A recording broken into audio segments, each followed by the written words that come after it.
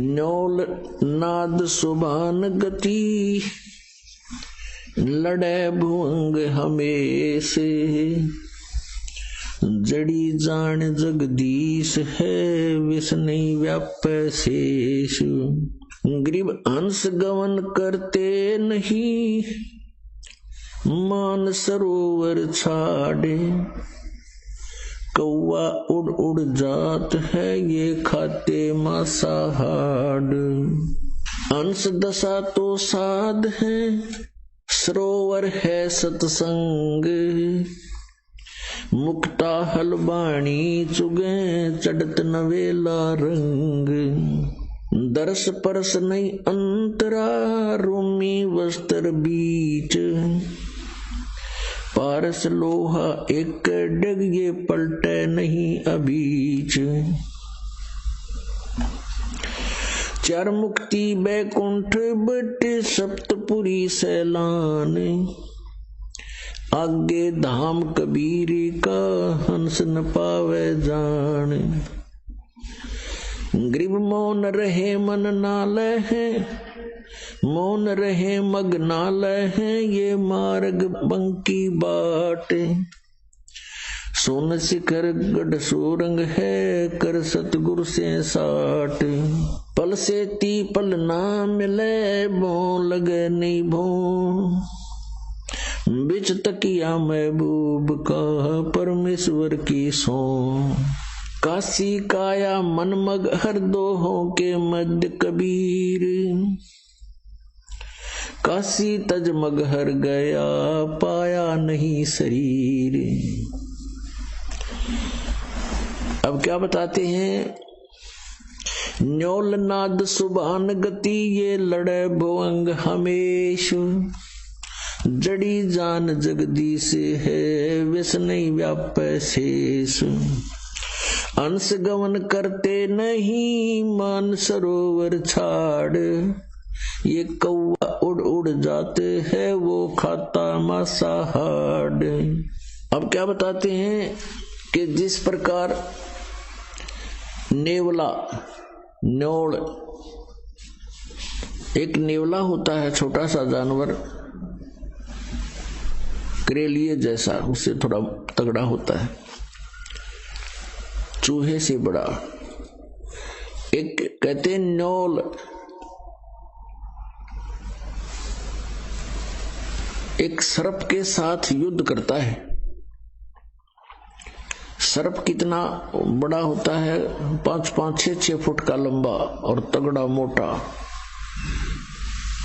और न्योल एक बहुत ही छोटा सा जानवर होता है, चूहे जैसा।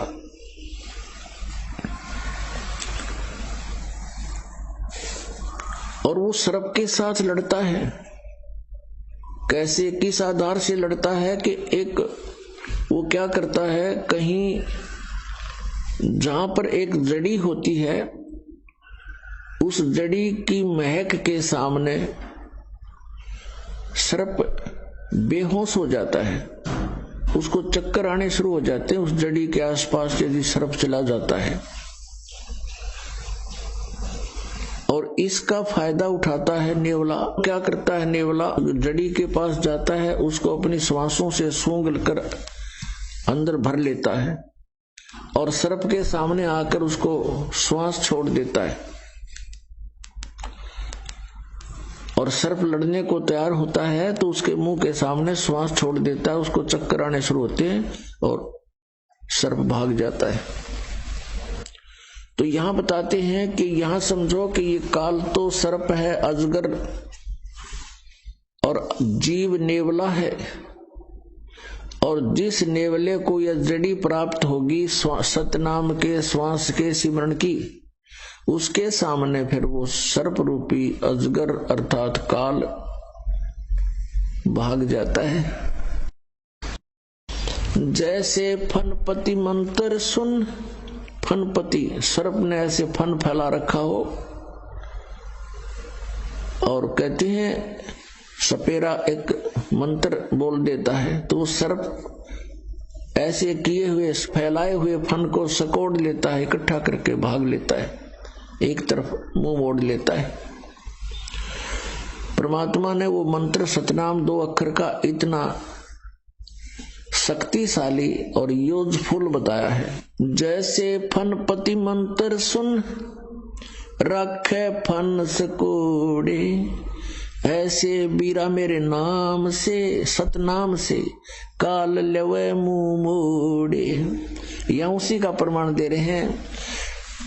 न्योल नाद सुभान गति लड़े भुजंग हमेश, जड़ी जान जगदीश है वैस नहीं व्याप शेष।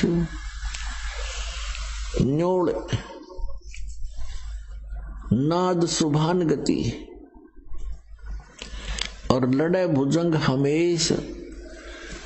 जिस प्रकार एक छोटा सा नेवला एक 8-9 इंच का लंबाई का जानवर और 6-7-8 फुट लंबे तगड़े सर्प को काबू कर लेता है, विजय पा लेता है, उसके पास एक जड़ी होती है।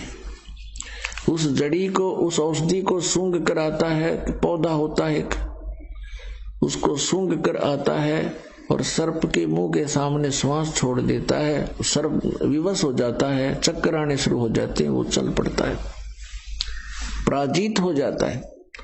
फिर नेवला उसको मार डालता है। यहां वही बताते हैं कि जो सही सतनाम पूर्ण संत से प्राप्त करके जाप करता है तो वो सतनाम परमात्मा के द्वारा दी हुई जड़ी है। वो इस काल रूपी सर्प को ऐसे विवश कर देगी, आप पर कोई असर नहीं कर सकता, पराजित हो जाएगा। हंस गवन करते नहीं मान सरोवर छाड़े, कौवा उड़ उड़ जाते है ये खाते मांसाहारे।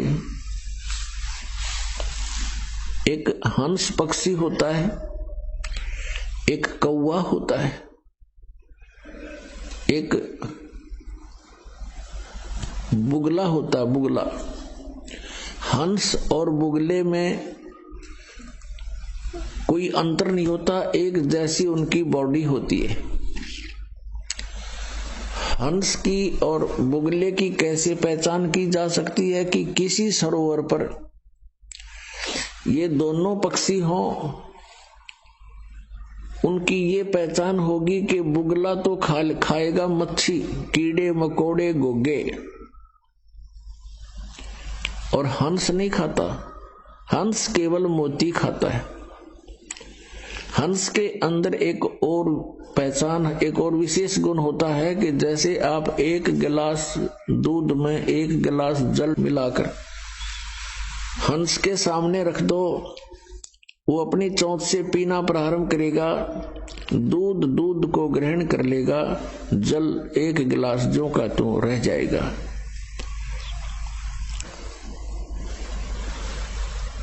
वो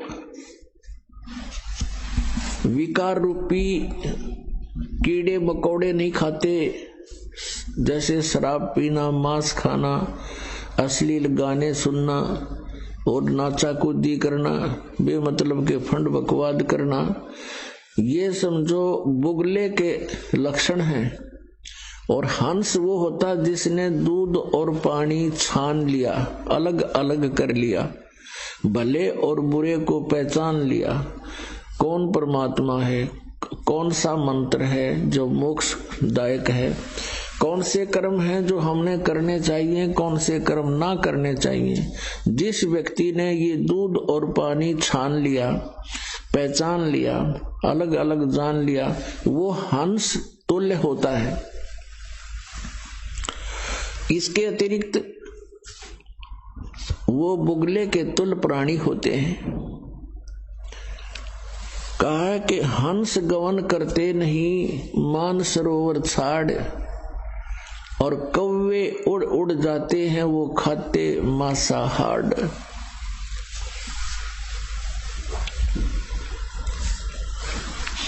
और यही दशा बुगलों के बारे में बताई है कि जो अच्छी आत्माएं होती हैं वो सत्संग रूपी सरोवर को छोड़कर नहीं जाते, जहां राम नाम के मोती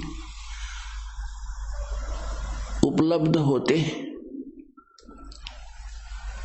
और जो कौवे जैसे व्यक्ति हैं, बुगले जैसे व्यक्ति हैं, वो उस सरोवर पर नहीं टिक सकते जहां पर मच्छी, कीड़े मकोड़े, घोंघे खाने को नहीं मिलते।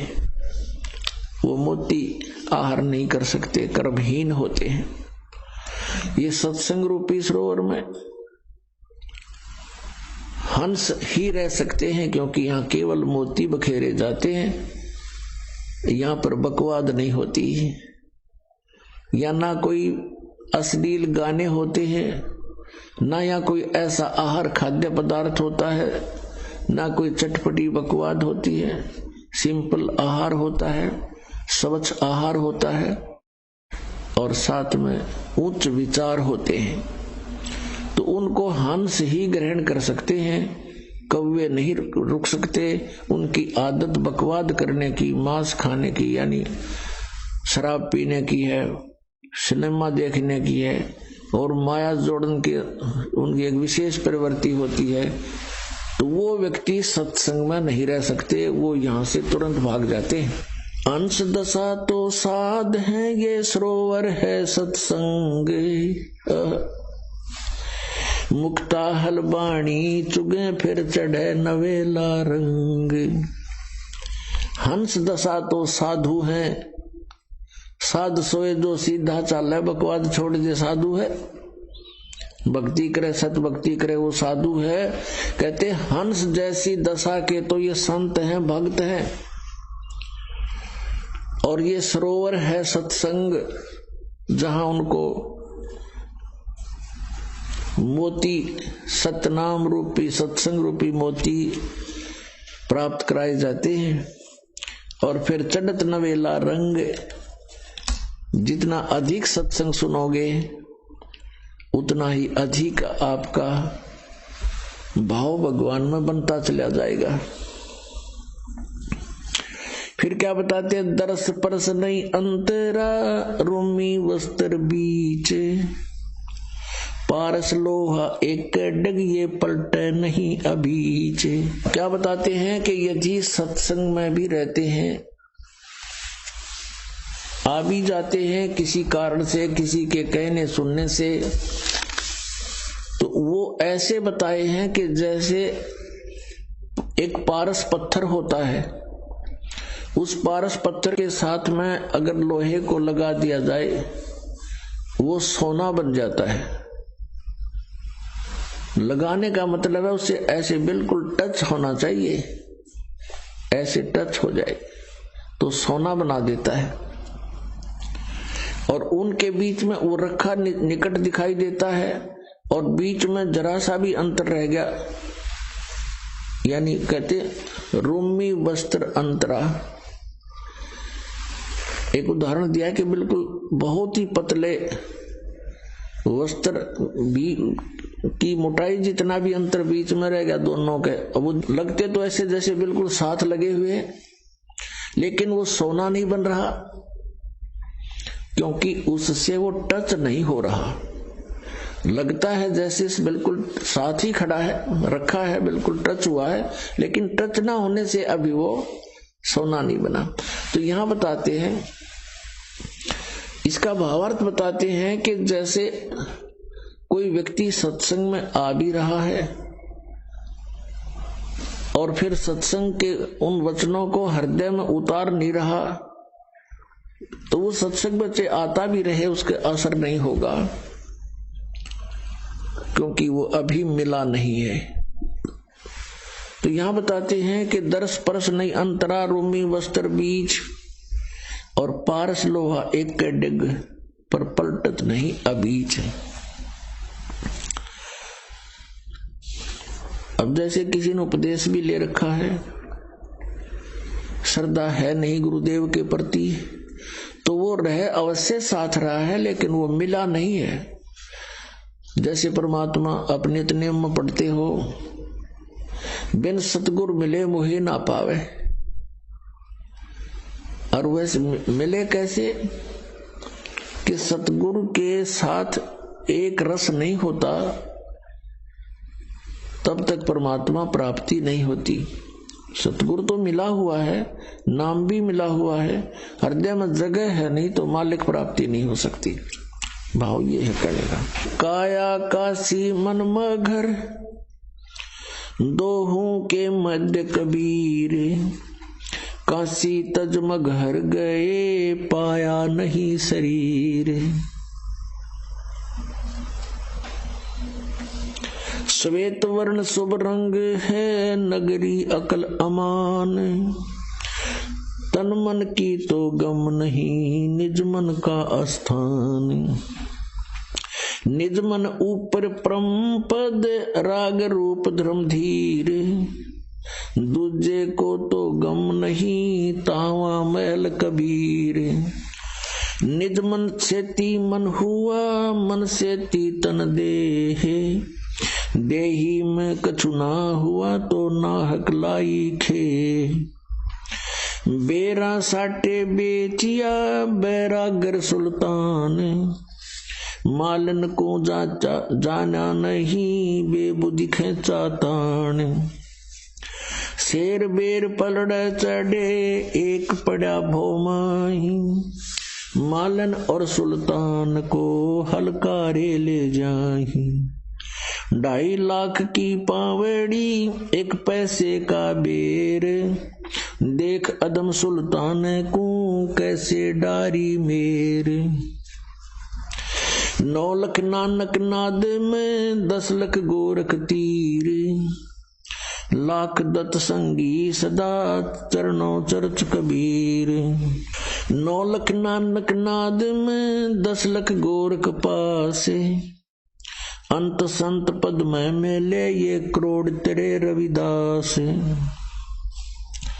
रामानंद से लक्ष गुरु तारे सिसके भाई, चेलों की गिनती नहीं जो पद में रहे समाये। फिर पांडवों की यज्ञ में शंख पचायन टेरी, 12 कोट पंडित जहां पड़ी सबन की मेरे। करी कृष्ण भगवान को चरणामृत सो प्रीत, शंख पचायन बाजब बजा लिया द्रौपदी सीत। 12 कोट पंडित जहां और ब्रह्मा विष्णु महेश, चरण लिए जगदीश को जिसको रटता शेष। वाल्मीक के बाल समय नाही तीनों लोक, सुर नर मुनि जन कृष्ण सुधिये पंडों पाई पोख।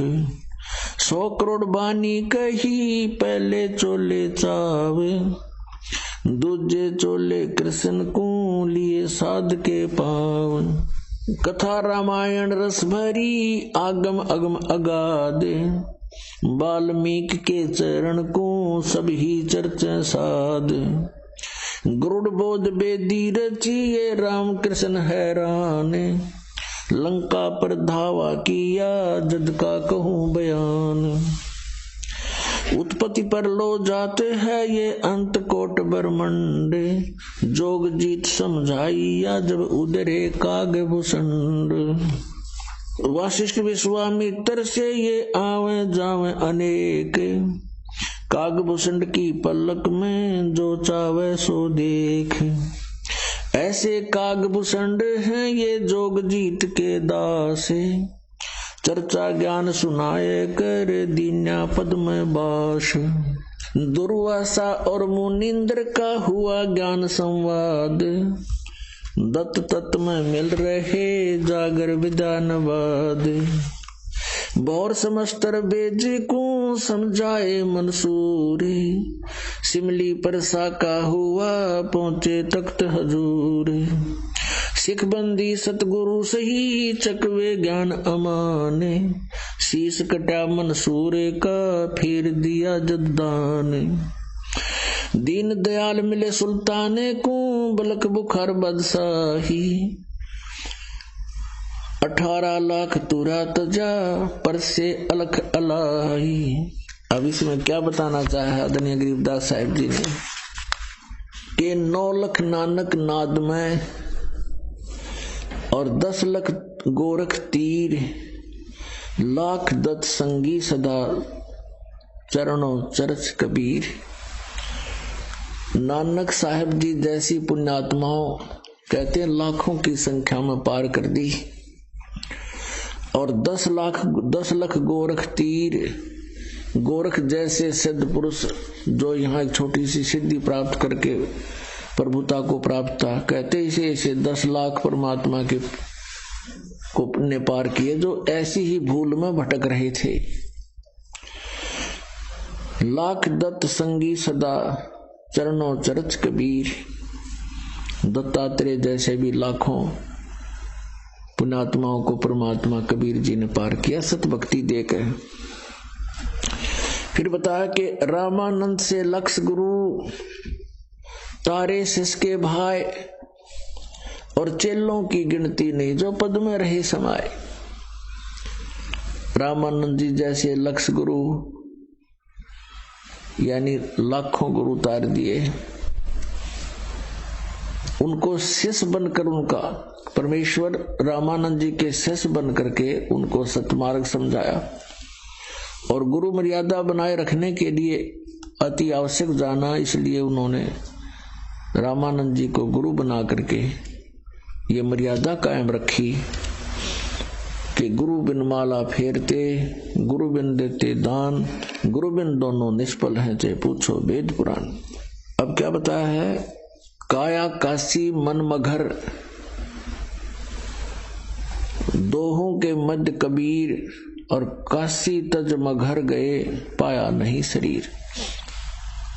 पुण्यात्माओं अज्ञान को हटाने के लिए परमात्मा स्वयं आते हैं, और वो एक तत्वदर्शी संत की भूमिका करते हैं, यानी तत्व ज्ञान प्रचार करते हैं। अच्छी आत्मा को मिलते हैं, उनको अपने सामर्थ्य से परिचित कराते हैं। ये विधान है परमात्मा का। एक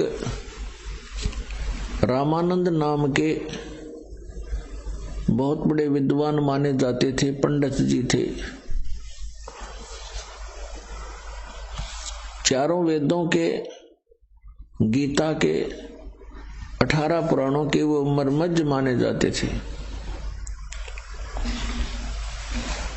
और उन्होंने आकर के वहां बनारस में अपना, काशी में अपना डेरा स्थापित किया, और 1400 ऋषि बनाए प्रचारक,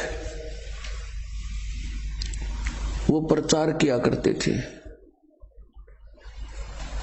और स्वामी रामानंद जी ये विष्णु जी के उपासक थे।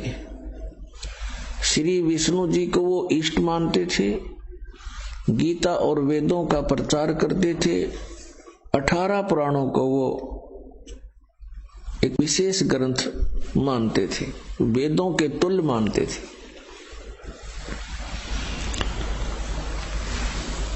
परमात्मा कबीर देव जी लीला करते हैं। वेदों में परमात्मा की ये लीला वर्णित है कि वो भगवान जो परम अक्षर ब्रह्म है ऐसी लीलाएं करते हैं। कैसी लीला करते हैं? वो 3 प्रकार से पूरे असंग ब्रह्मांडों का धारण पोषण करते हैं, कंट्रोल भी करते हैं, सबको यथा जिसका संस्कार है वैसा उसको प्राप्त भी वही कराते हैं, और तत्व ज्ञान भी प्रचार वही करने के लिए यहाँ प्रवेश होते हैं। श्रीमद् भगवत गीता अध्याय 15 के श्लोक 16 और 17 में 3 पुरुष बताए हैं, एक सरपुरुष, एक अक्षर पुरुष। सरपुरुष तो ये 21 ब्रह्मांड का स्वामी है जिसे ब्रह्म कहते हैं, और अक्षर पुरुष है ये 7 संग ब्रह्मांड का स्वामी है, ये कुल का मालिक नहीं है। और 17वें श्लोक में 15वें अध्याय के गीता जी में कहा है कि उत्तम पुरुष तु अन्य परमात्मा इति उदारते, यह लोक तरम आविश्य विभर्ति अवय ईश्वर है। वो श्रेष्ठ प्रभु उत्तम पुरुष तो कोई अन्य है जो 16वें श्लोक में 2 पुरुष बताए हैं, एक सरपुरुष एक अक्षर पुरुष। इनसे भी अन्य है, क्योंकि सरपुरुष और अक्षर पुरुष ये दोनों नाशवान है, इनके अंतर्गत जितने प्राणी वो भी नाशवान है। एक जीव आत्मा नहीं मरती, वो तो किसी की भी नहीं मरती, गधे कुत्ते सूअर की भी नहीं मरती। 17वें श्लोक में तुरंत कहा है कि वो उत्तम पुरुष तो इन दोनों से, सरपुरुष और अक्षर पुरुष से कोई अन्य है, और वही तीनों लोकों में प्रवेश करके सबका धारण पोषण करता है। और वो परमात्मा कहा जाता है, वो है अविनाशी परमात्मा है, वास्तव में अविनाशी परमात्मा। वेदों में परमेश्वर पूर्ण परमात्मा की जानकारी है, वेदों का ज्ञान ब्रह्म दे रहा है, ब्रह्म सरपुरुष, और गीता का ज्ञान भी सरपुरुष यानी ब्रह्म दे रहा है श्री कृष्ण में प्रवेश करके।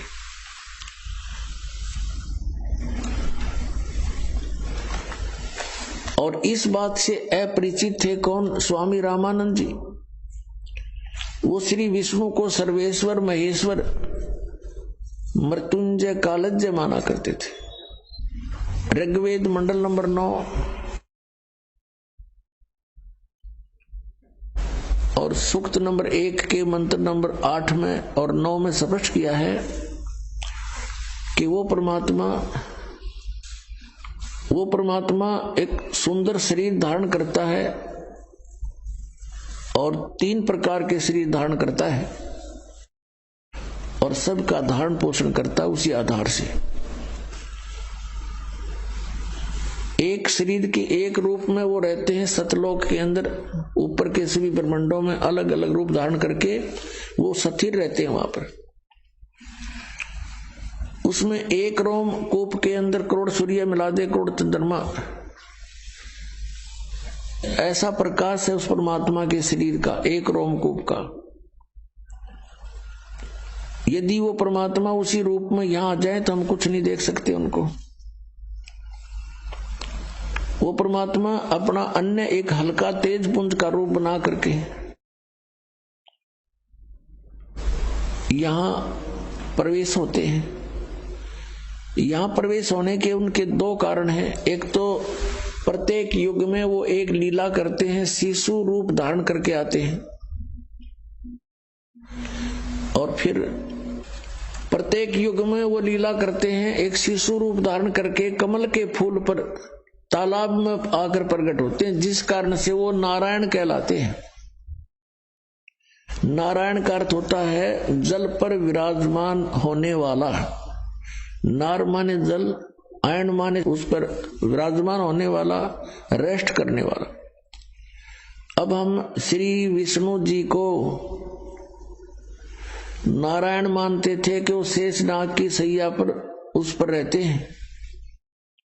वो नारायण नहीं है, वो तो जन्म लेते हैं दुर्गा से, काल इनका पिता है, और वो परमात्मा अजन्मा है। और ऐसे वो जल के ऊपर आकर के कमल के फूल पर विराजमान होते हैं, जिस कारण से नारायण उस कबीर देव को ही कहा जाता है। ऐसी लीला वो प्रत्येक युग में करते हैं। अब जैसे कलयुग में परमात्मा आए थे सन 1398 संवत 1455 ज्येष्ठ सुदी पूर्णमासी को सतलोक से चलकर आए और कमल के फूल के ऊपर आकर एक शिशु रूप धारण करके विराजमान हुए। उनके प्रत्यक्ष दृष्टा श्री अष्टानंद नाम के एक महर्षि थे, जो स्वामी रामानंद जी के शिष्य थे। और वो लहर तारा तालाब पर जहां आकर के परमात्मा प्रकट हुए कमल के फूल पर, वो लहर तारा तालाब उस समय काशी शहर से लगभग 4 किलोमीटर दूर था, और वहां आसपास वन था, चारों तरफ उसके जंगल था, और वहां वो सरोवर बना हुआ था गंगा के साथ में। गंगा का पानी लहरों के द्वारा उछलकर ओवरफ्लो होकर वर्षा के दिनों में उस झील में प्रवेश कर जाता था और एक बहुत बड़े सरोवर का रूप धारण कर लेता था, जिस कारण से उसको लहर तारा तालाब कहा जाता था। उस लहर तारा तालाब पर अष्टानंद नाम के एक ऋषि, जो रामानंद जी के शिष्य थे, वो प्रतिदिन वहां स्नान करने के लिए जाया करते थे, और सुबह सुबह कुछ समय तक वहां बैठकर अपने गुरु जी से प्राप्त साधना भक्ति किया करते थे, एकांत स्थान पाकर। और एक नीरू और नीमा नाम के जुलाहे थे। ये नीरू नीमा कौन थे? उसी जन्म में ये पहले ब्राह्मण थे। गौरी शंकर नाम था नीरू का और सरस्वती नाम था नीमा का। ये शिव जी के भक्त थे। बहुत अच्छी श्रद्धा थी भगवान शिव में, उसको इष्ट रूप में पूजा करते थे, शिव पुराण की कथा किया करते थे। और कथा करने से जो भी उनको कोई चढ़ावा पैसा आता था पूजा का, उससे अपना निर्वाह करते थे और शेष बचे हुए पैसे को वो दान कर दिया करते थे, संग्रह नहीं करते थे। निसंतान थे, कोई संतान नहीं थी। विवाह को भी कई वर्ष हो चुके थे। अब मुसलमानों ने क्या देखा कि ये गौरी शंकर जो है हिंदू धर्म का बहुत प्रचार कर रहा है, बहुत लोग इसके अंदर आस्था रखते हैं, क्योंकि गौरी शंकर किसी को स्वार्थवश मिसगाइड नहीं करता था, केवल भगवान शिव की कथा सुनाता था, किसी से कोई पैसा नहीं मांगता था, कोई जंतर मंत्र नहीं करता था। लोगों की ज्यादा श्रद्धा उसके अंदर थी, जिस कारण से अन्य जो स्वार्थी ब्राह्मण थे वो उस गौरी शंकर ब्राह्मण से ईर्ष्या रखा करते थे। इस बात से परिचित थे मुसलमान धर्म के काजी और पीर मुल्ला। उन्होंने इस बात का लाभ उठाया कि गौरी शंकर के साथ अन्य ब्राह्मण नहीं है, इसलिए उनको जबरदस्ती मुसलमान बना दिया दोनों को। और मुसलमान कैसे बनाया जाता था? मुसलमानों ने अपना पानी लिया, जूठा किया सबके सामने बाहर खड़ा होकर, और गौरी शंकर के उनके घर में छिड़क दिया, सारे उनके मुंह में डाल दिया जबरदस्ती। और देखने वाले देख रहे हैं, मुसलमान बन गए, मुसलमान बन गए। अब जो ब्राह्मण वर्ग थे, जो गुरु पद पर थे, वो ईर्ष्या करते थे गौरी शंकर तय, और उन गुरुओं के अधीन अन्य हिंदू समाज था। उन गुरुओं ने, ब्राह्मणों ने सब जगह बोल दिया कि गौरी शंकर जो है मुसलमान बन गया, ब्राह्मण नहीं रहा, वहां मत जाना अब। और गौरी शंकर को और सरस्वती को गंगा में स्नान करना भी बंद कर दिया, विशेष स्थान पर, घाट पर, जहां सभी स्नान करने जाते थे। और मुसलमानों ने उनका नाम, गौरी शंकर का नाम रख दिया नूर अली, और सरस्वती का नाम रख दिया नियामत। फिर जैसे उसको अपभ्रंश करके बोलते हैं, नूर अली को तो नीरू कहने लगे, नियामत को नीमा, ऐसे बोलने लगे। अब वो गंगा में स्नान नहीं कर सकते थे, और प्रतिदिन स्नान करना उनका अपना एक निजी कर्तव्य था। वो स्नान करके ही अपना कोई साधना किया करते थे। अब भले ही मुसलमान बन गए थे, लेकिन क्रियाएं वो छोड़ नहीं पा रहे थे मन से। और स्नान करने के लिए उन्होंने स्थान देखा, वो लहरतारा तालाब जो काफी दूर है, उसमें गंगा का जल ही लहरों के द्वारा उछल कर आता था। तो प्रतिदिन दोनों के दोनों वहां स्नान करने लहरतारा तालाब पर जाते थे, वहां स्नान कर आते थे। फिर अपना कोई, जैसे मुसलमान रीति से भी उन्होंने करना पड़ता था, लेकिन अंदर से भगवान शंकर को भूल नहीं रहे थे। जिस दिन यानी ज्येष्ठ सुदी पूर्णमासी को संवत 1455 और सन 1398 को परमात्मा सतलोक से चलकर आए, उनका बहुत सुंदर तेज था, बहुत तेज था। और ऊपर से प्रकाश का गोला सा आता नजर आया किसको? अष्टानंद ऋषि को, जो स्नान करके उस लहरतारा तालाब में अपनी साधना करने की तैयारी कर रहा था। उसने देखा कि बहुत तेज प्रकाश का एक तारा सा टूटा आकाश से और बहुत गति से नीचे को आया। उसकी आंखें चुंधी आगी, आंखें बंद होगी अष्टानंद की उस तेज के सामने।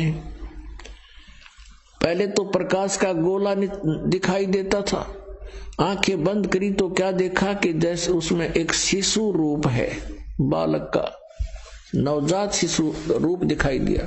जैसे हम सूर्य की ओर देखते हैं तो सूर्य की तरफ देखने के बाद हम फिर आंखें बंद कर लेते हैं तो हमें सूर्य का प्रकाश नहीं दिखाई देता, प्रकाश रहित तो उसका आकार दिखाई देता है। यही दशा उस अष्टानंद ऋषि की हुई। जब उसकी आंखें उस नूर को सहन नहीं कर सकी, बंद हुई, तो क्या देखा कि एक शिशु रूप है इसके अंदर। दोबारा आंखें खोली तो क्या देखा कि लहर तारा तालाब में एक कोने में वो प्रकाश सिमट गया, आगे उसको कुछ दिखाई नहीं दिया। अब वो उठकर चल पड़ा अपने गुरु रामानंद जी के पास, ये जानने के लिए कि आज मैंने ये क्या देखा, ये कोई मेरी भक्ति की उपलब्धि है या कोई मुझे भ्रम लगा है। स्वामी रामानंद जी के पास जाकर अष्टानंद जी ने प्रश्न किया कि हे गुरुदेव, आज मैंने एक अनोखा प्रकाश देखा,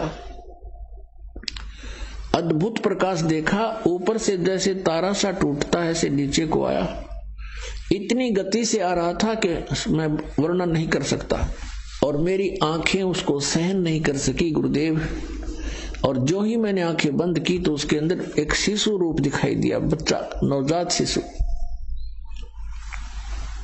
और फिर आंखें खोली तो क्या देखा कि वो प्रकाश एक बार तो पूरे लहर तारा तालाब को उसने चमका दिया और एकदम समाप्त हो गया, जैसे कोने में सिमट गया हो।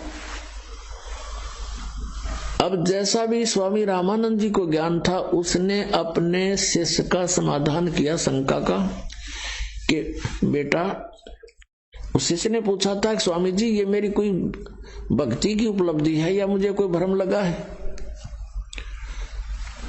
स्वामी रामानंद जी ने बताया कि बेटा, जब अवतार लोग आते हैं ऊपर से किसी लोक से, तो उनकी ऐसी ही स्थिति होती है, तारा सा टूटता है और फिर वो यहां आकर के आपने जो देखा नवजात शिशु, तो वो किसी माँ के गर्भ में स्थापित होंगे, वहां से जन्म लेकर के या कोई लीला करेंगे अपनी।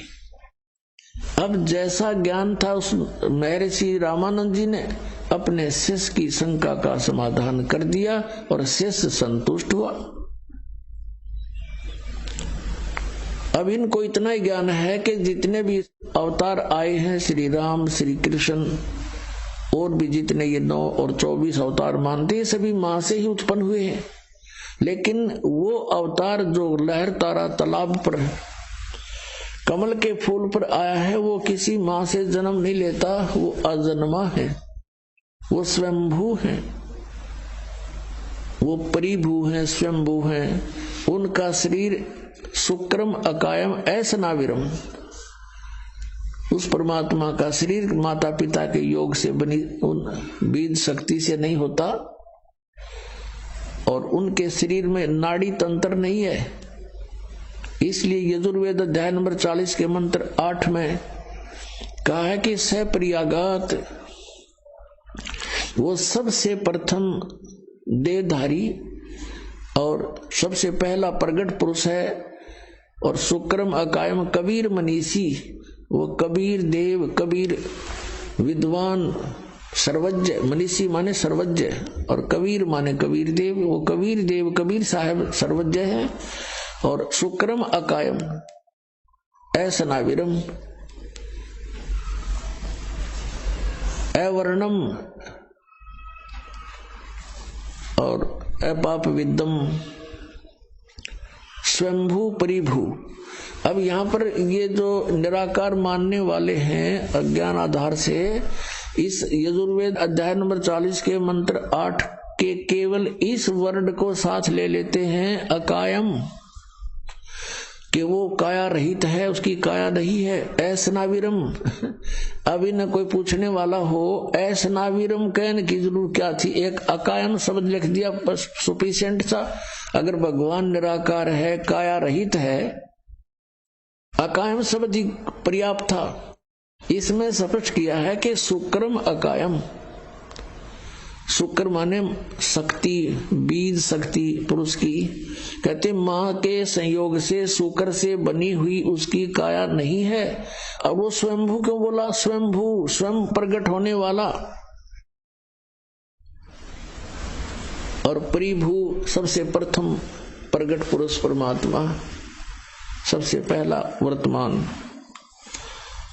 तो यहां पर असनाविरम का अर्थ इसलिए है कि उस मालिक का शरीर है लेकिन उसमें नाड़ी तंत्र नहीं है, वो एक तत्व से बना हुआ है। तो इस प्रकार हमने परमात्मा को पहचानना है। अब रामानंद जी को जैसा ज्ञान था उसने अपने से इसका समाधान कर दिया। और ये मानते हैं कि कोई भी अवतार मां के बिना जन्म नहीं ले सकता, लेकिन ये अवतार वो परमात्मा सत्य पुरुष अजन्मा है, वो किसी मां से जन्म नहीं लेते, लीला वैसी ही करते हैं। एक बालक रूप धारण करके कमल के फूल पर प्रकट हुए, और उस समय जब वो परमात्मा शिशु रूप धारण करके एक लीला करने आते हैं तो उनकी परवरिश की लीला कंवारी गायों से होती है। ये वेदों में लिखा है। वेद तो दास ने पढ़े हैं, अभी सन 2001 के बाद ही इनको जाना है। और परमात्मा की हुई लीला लिपिबद्ध कबीर सागर में लगभग 600 वर्ष पहले से है।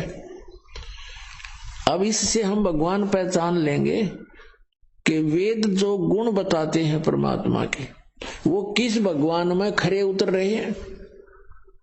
ही इज गॉड, वह परमात्मा है। इतनी सी बात है। इन सदग्रंथों में हम पहले भी मानते थे कि वेद सत्य हैं, सच्चे ज्ञान युक्त है, लेकिन इन वेदों के आधार से हमें यह बताया गया कि परमात्मा निराकार है। लेकिन वेदों में लिखा है वो साकार है, सशरीर है, उसका नाम कबीर है, कबीर देव। तो जिनको हम विद्वान माना करते थे वो विद्वान नहीं, अज्ञानी अनाड़ी थे। संस्कृत भाषा जानते थे।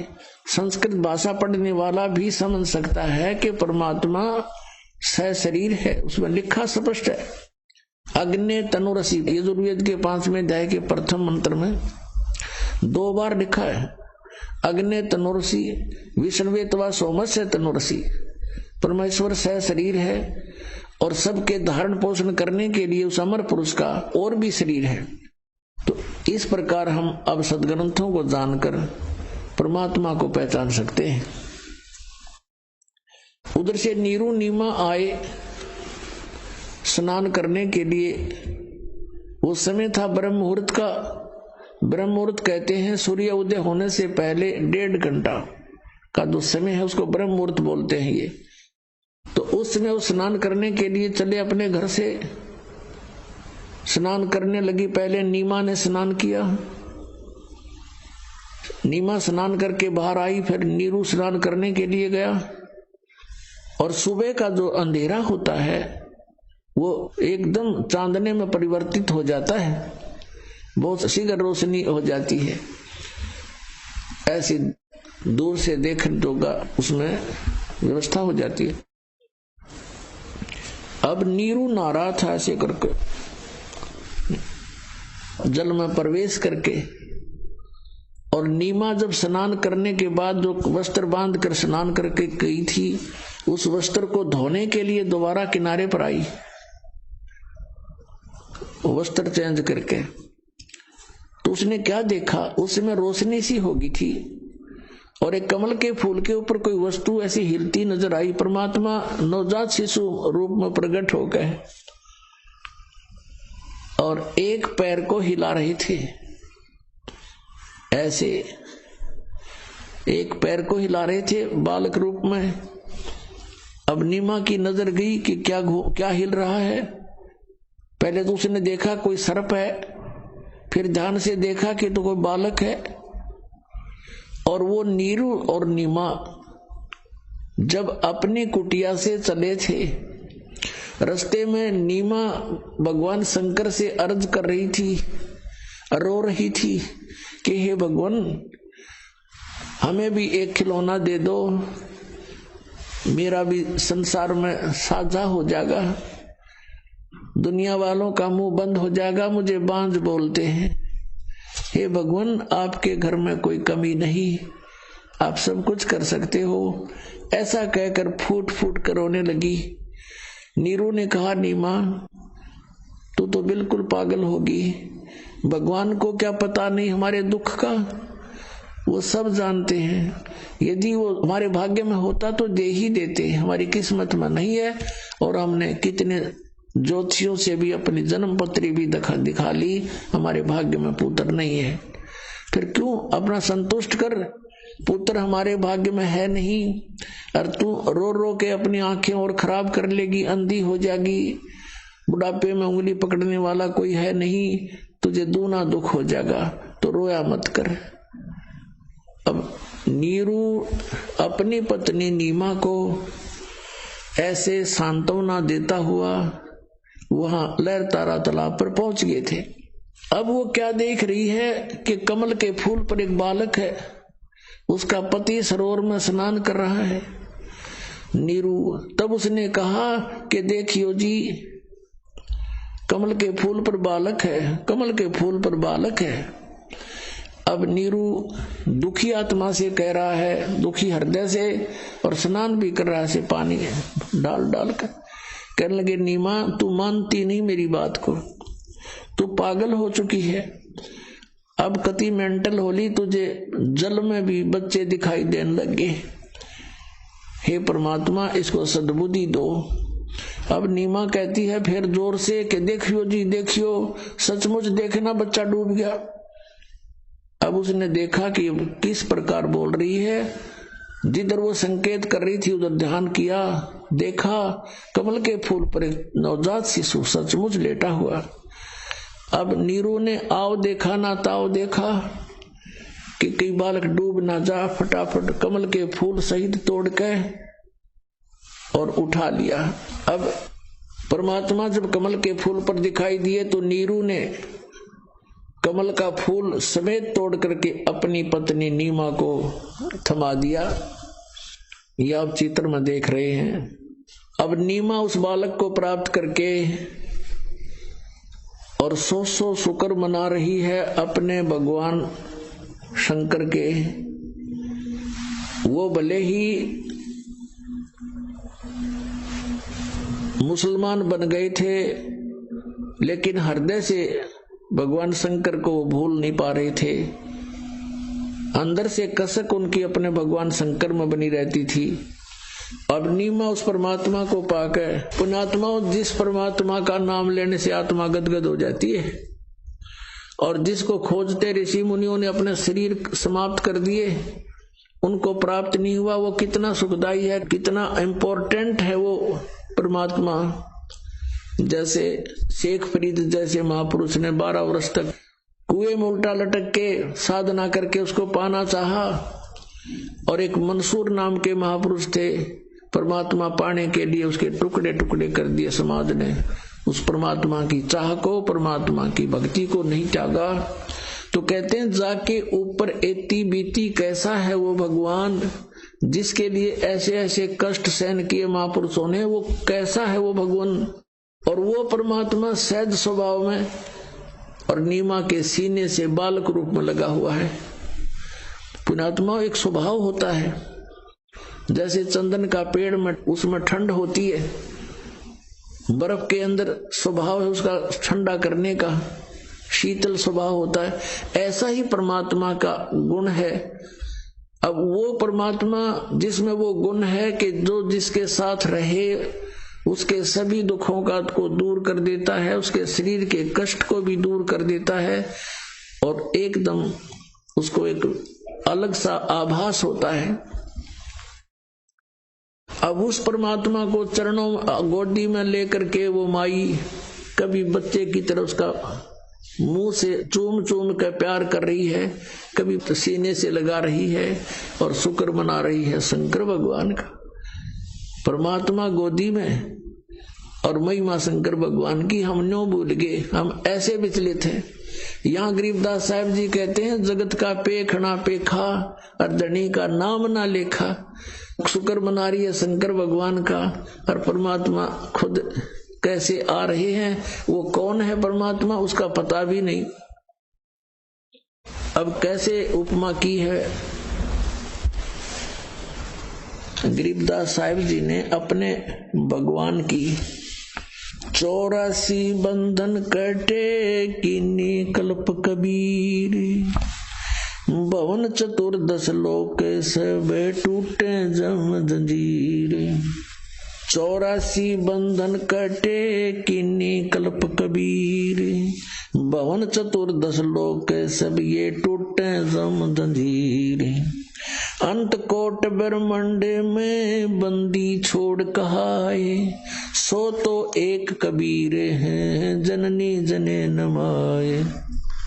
शब्द स्वरूपी साहेब धनी, शब्द सेंद सब माही, बाहर भीतर रम रहा जहां तहां सब ठाही।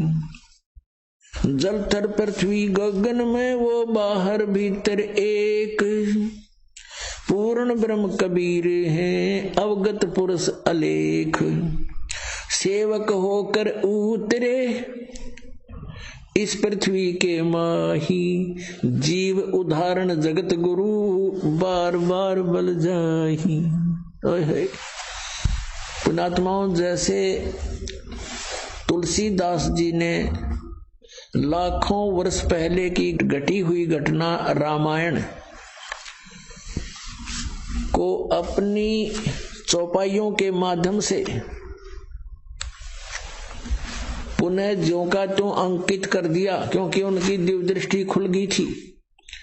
और इधर से आदरणीय गरीबदास साहिब जी को परमात्मा स्वयं लेकर के सतलोक गए, सब ब्रह्मांड दिखाए, ब्रह्मा विष्णु महेश के लोक दिखाए, और फिर वो ज्ञान उनके हृदय में भर दिया और उनकी दिव्य दृष्टि ऑन कर दी।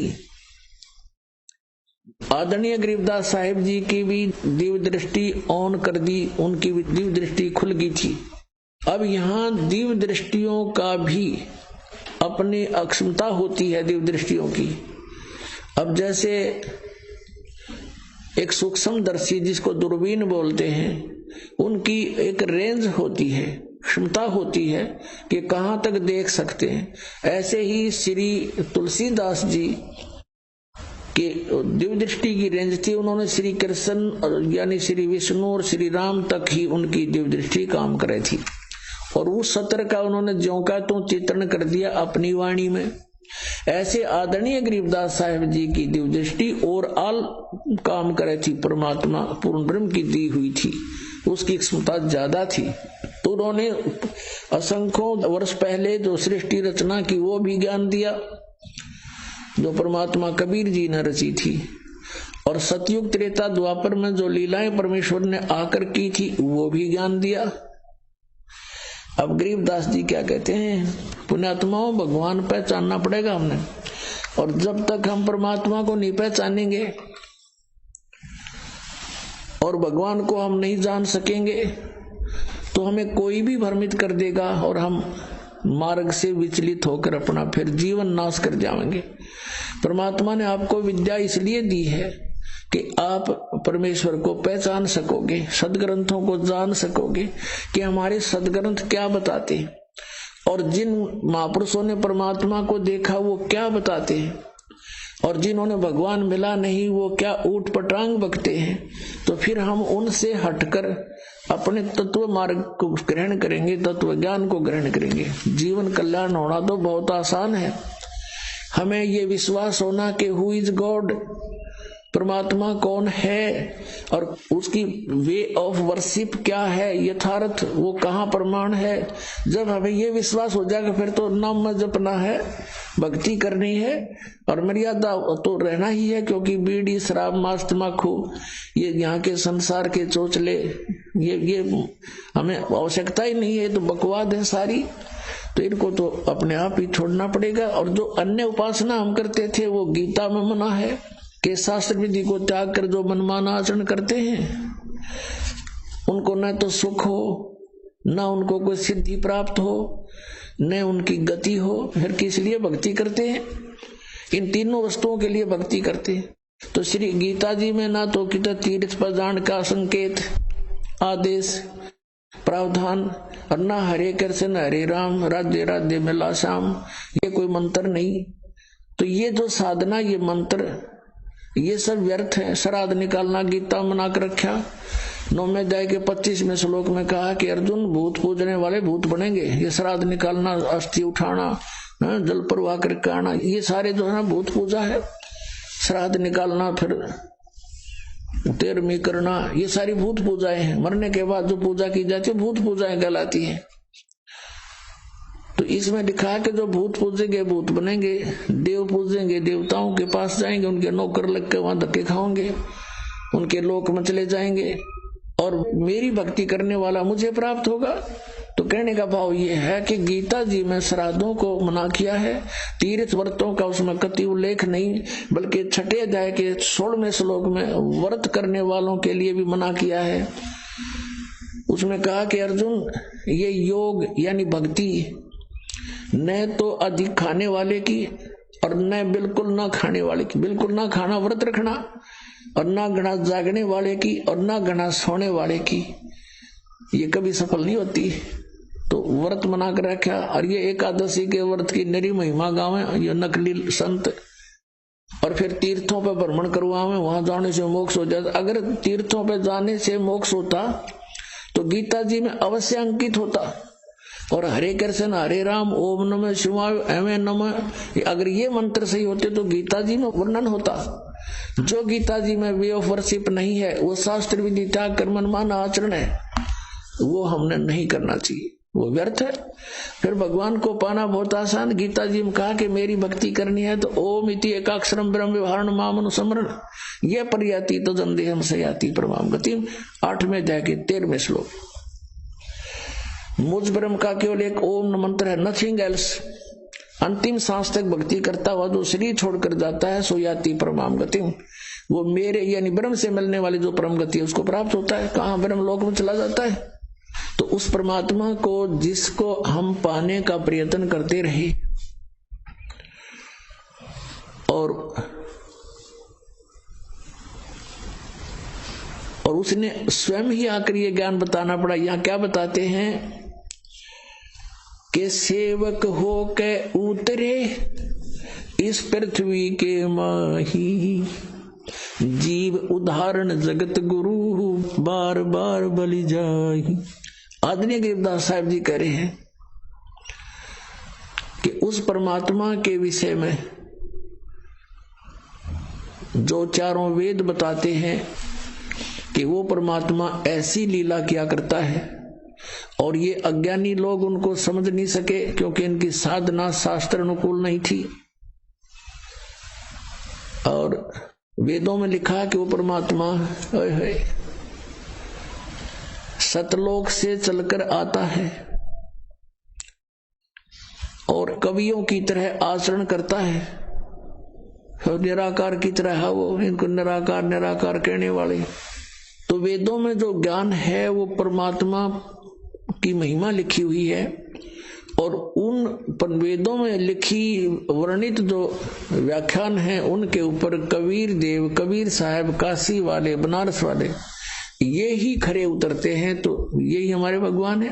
तो परमात्मा पाने में जरा सी भी देर नहीं होगी जब हमें ये विश्वास हो जाएगा कि ये परमात्मा है। सब वेद गवाही देते हैं, आंखों देखा संत गवाही देते हैं, और ये है way of worship, nothing else. फिर हमारे पास शेष बचेगा क्या? शंका जो है इस जीव की सबसे बड़ी शत्रु है, और जब तक शंका समाप्त नहीं होगी भक्ति हम कर नहीं सकते, क्योंकि करते रहेंगे लेकिन बीच में कोई ना कोई आके आपको डिस्टर्ब कर सकता है कि ऐसा नहीं है, ये तो ऐसा है भगवान। आप जब शंका रहित नहीं हो तो उसकी मान लोगे। ऐसे हम अभी तक इन नकलियों के पीछे लगे रहे।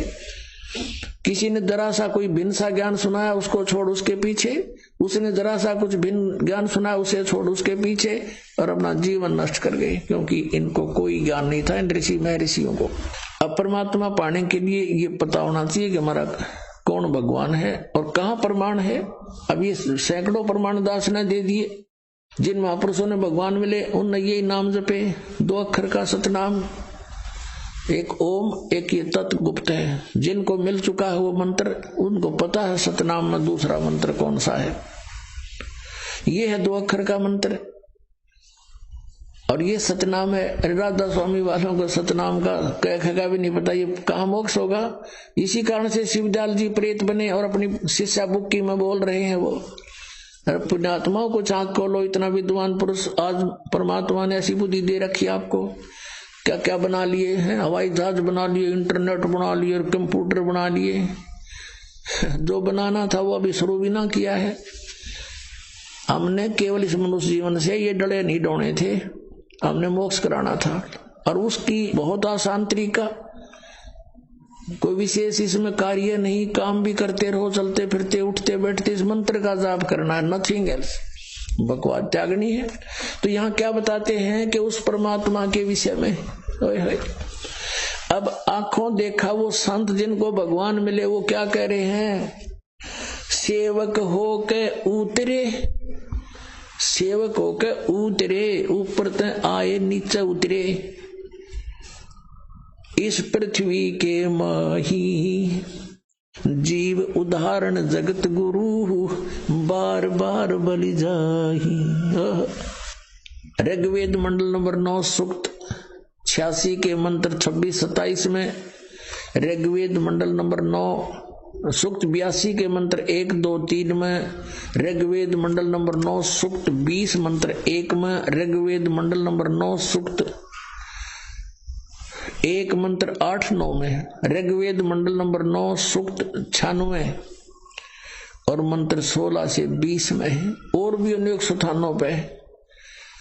और ऋग्वेद मंडल नंबर 9 सूक्त 94 के मंत्र 1 में ये स्पष्ट किया है कि वो परमात्मा कवियों की तरह आचरण करता हुआ पृथ्वी पर विचरण करता है, घूमता है, वो इधर उधर है और सतलोक से चलकर आता है, दृढ़ अच्छे आत्मा को मिलता है और वो तत्व ज्ञान का उपदेश करता है। और परमात्मा स्वयं अपने सूक्ष्म वेद में कहते हैं, चारों युग में संत पुकारे, कूक कहा हम हेल रे, हीरे माणिक मोती बरसे, ये जग चुगता डेल रे। कि चारों युगों में उन संतों ने मेरी महिमा का गुणगान किया जिनको मैं मिला, और मैंने भी स्वयं आकर के ऊंचे स्वर में आवाज लगा लगा कर जनता को समझा। हीरे माणिक मोती बरसे, ये तत्व ज्ञान रूपी सत साधना रूपी अमृत हम बरसा रहे हैं, मोती बरसा रहे हैं। इनको ग्रहण करते नहीं है भोले भक्त और ये डले ढो रहे हैं, ये जग चुगता ढेल रे। ढेल माने डले कंकर पत्थर इकट्ठे कर रहे हो, आन उपासना आन साधना के अन्य भगवानों की पूजा करके तुम डले ढो रहे हो और हम हीरे मोती बरसा रहे हैं, इनको ग्रहण नहीं कर रहे, तुम निर्धन होते जा रहे हो। क्या बताते हैं, हमारा ज्ञान किन्हें ना सुनिया, ये पर भी लेन जात है दुनिया। कहीं पर आप देखते हो इन भ्रमित किए हुए अज्ञानी ऋषि संतों के द्वारा के फलाने स्थान पर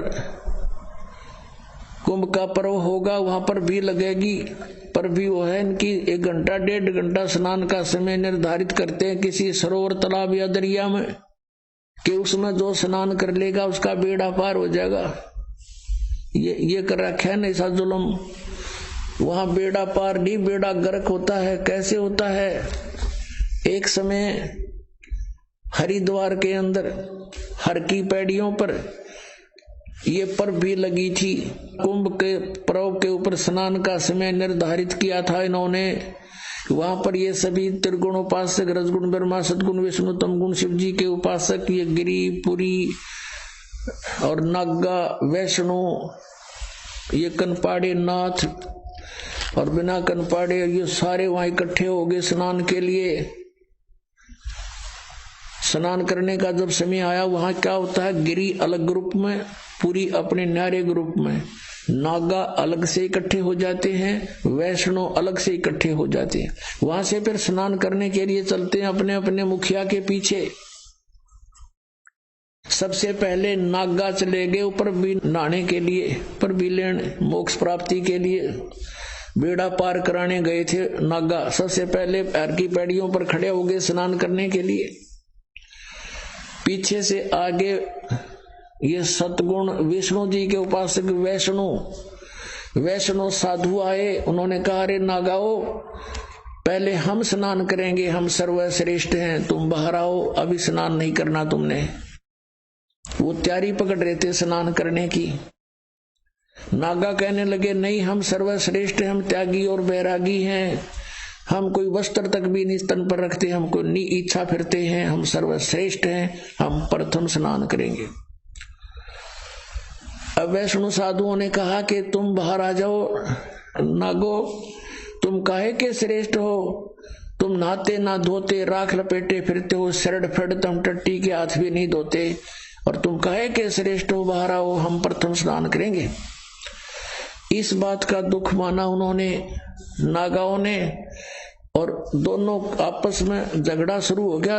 वैष्णो साधुओं का, सतगुण विष्णु के उपासकों का, और तमगुण शिव जी के उपासक नागाओं का आपस में लठ बाज गया, झगड़ा हो गया। और वहां लगभग 25,000 ये त्रिगुणोपासक कटका मर गए। वहां पर भी लेन गए थे, बेड़ा पार करान हो गया, बेड़ा गर्क। तो यहां परमात्मा कहते हैं, तीर तुपक तलवार कटारी, जमदड़ जोर बदावे हैं, हर पैड़ी हर हेत न जाना, वाजा करद चलावे हैं, काटे शीस नहीं दल करुणा, ये जग में साध कमावे हैं, और जो जन इनके दर्शन को जावे, उनको भी नरक पठावे हैं।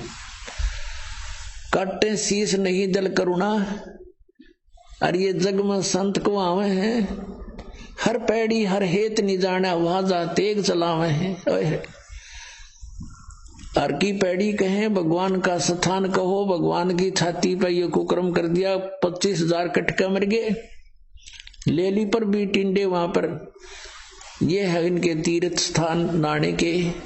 और किसी को मना करता है तो इन्होंने हमारी तो भावनाओं को ठेस पहुंचा दिया। अरे ये कोई भावना हुई? अब जैसे कोई बालक, कोई बिजली का तार टूटा पड़ा है, उसमें स्पार्किंग हो रही है, बच्चा उसको आतिशबाजी जानकर पकड़ने जा रहा है, और कोई बुद्धिमान व्यक्ति उसको देख रहा है, उसको भागकर उठाकर उस बच्चे को उसकी जान बचा देता है। बच्चा रोता है क्योंकि उसकी भावनाओं को ठेस पहुंचा है। वो तो उसको पकड़ना चाहता था, और उसको पता था उस भद्र पुरुष को कि ये मर जाएगा, तो उसकी भावनाओं को वहां ठेस पहुंचाना अनिवार्य था। तो इस दास का उद्देश्य यही है, इसको अगर तुम ठेस मानते हो तो ठेस सही, पर तुम्हारी जान बचेगी ना, सारी वीरान मट्टी होगी आपकी, क्योंकि शास्त्र विरुद्ध साधना करके। तो यहां क्या बताते हैं, चारों युग में संत पुकारे, कूक कहा हम हेल रे, हीरे माणिक मोती वर्ष, ये जग चुगता डेल रे। अब चारों वेदों में ये प्रमाण है कि वो परमात्मा ऊपर सतलोक में रहता, तीसरे मुक्ति धाम में, और वहां से चलकर आता है गति करके, बिजली जैसी गति से। और जैसे विद्युत अपने आकर्षण वाली वस्तु पर गिरती है, ऐसे ही वो परमात्मा अपनी प्यारी उस श्रेष्ठ दृढ़ भक्त आत्मा को ही आकर मिलता है, वहीं आकर वो उपस्थित होता है, और फिर उसको ज्ञान सुनाता है, उपदेश देता है, तत्व ज्ञान से परिपूर्ण करता है। फिर वो प्यारी आत्मा आगे उनको परमात्मा से प्राप्त ज्ञान को जन साधारण तक पहुंचाने की पूरी चेष्टा करता है। उनमें से कौन कौन है वो दृढ़ भक्त और अच्छी आत्मा है जिनको परमात्मा मिले इस कलयुग में? आदरणीय मुरुगदास साहिब जी, आदरणीय धर्मदास साहिब जी, आदरणीय मुरुगदास साहिब जी, ये अरोड़ा जाति से थे, खत्री जाति से, किसान थे। और आदरणीय दादू साहिब जी, आदरणीय नानक साहिब जी, जो सिख धर्म के प्रवर्तक हैं, लेकिन ये भी कालूराम मेहता खत्री यानी अरोड़ा जाति से ही थे, और सिख धर्म के प्रवर्तक यही माने जाते हैं। आदरणीय दादू साहिब जी, आदरणीय गरीबदास साहिब जी, गांव छुड़ानी, जिला झज्जर, हरियाणा वाले, जिसके उपलक्ष्य में ये शुभ समागम हो रहा है। जिस दिन परमात्मा कबीर साहब सतलोक से चल कर आए थे, वो सतपुरुष और अपने उस दृढ़ भक्त अच्छी आत्मा गरीबदास जी को मिले थे, सचखंड दिखाया था और वापस छोड़े थे। ये वही समागम हो रहा है।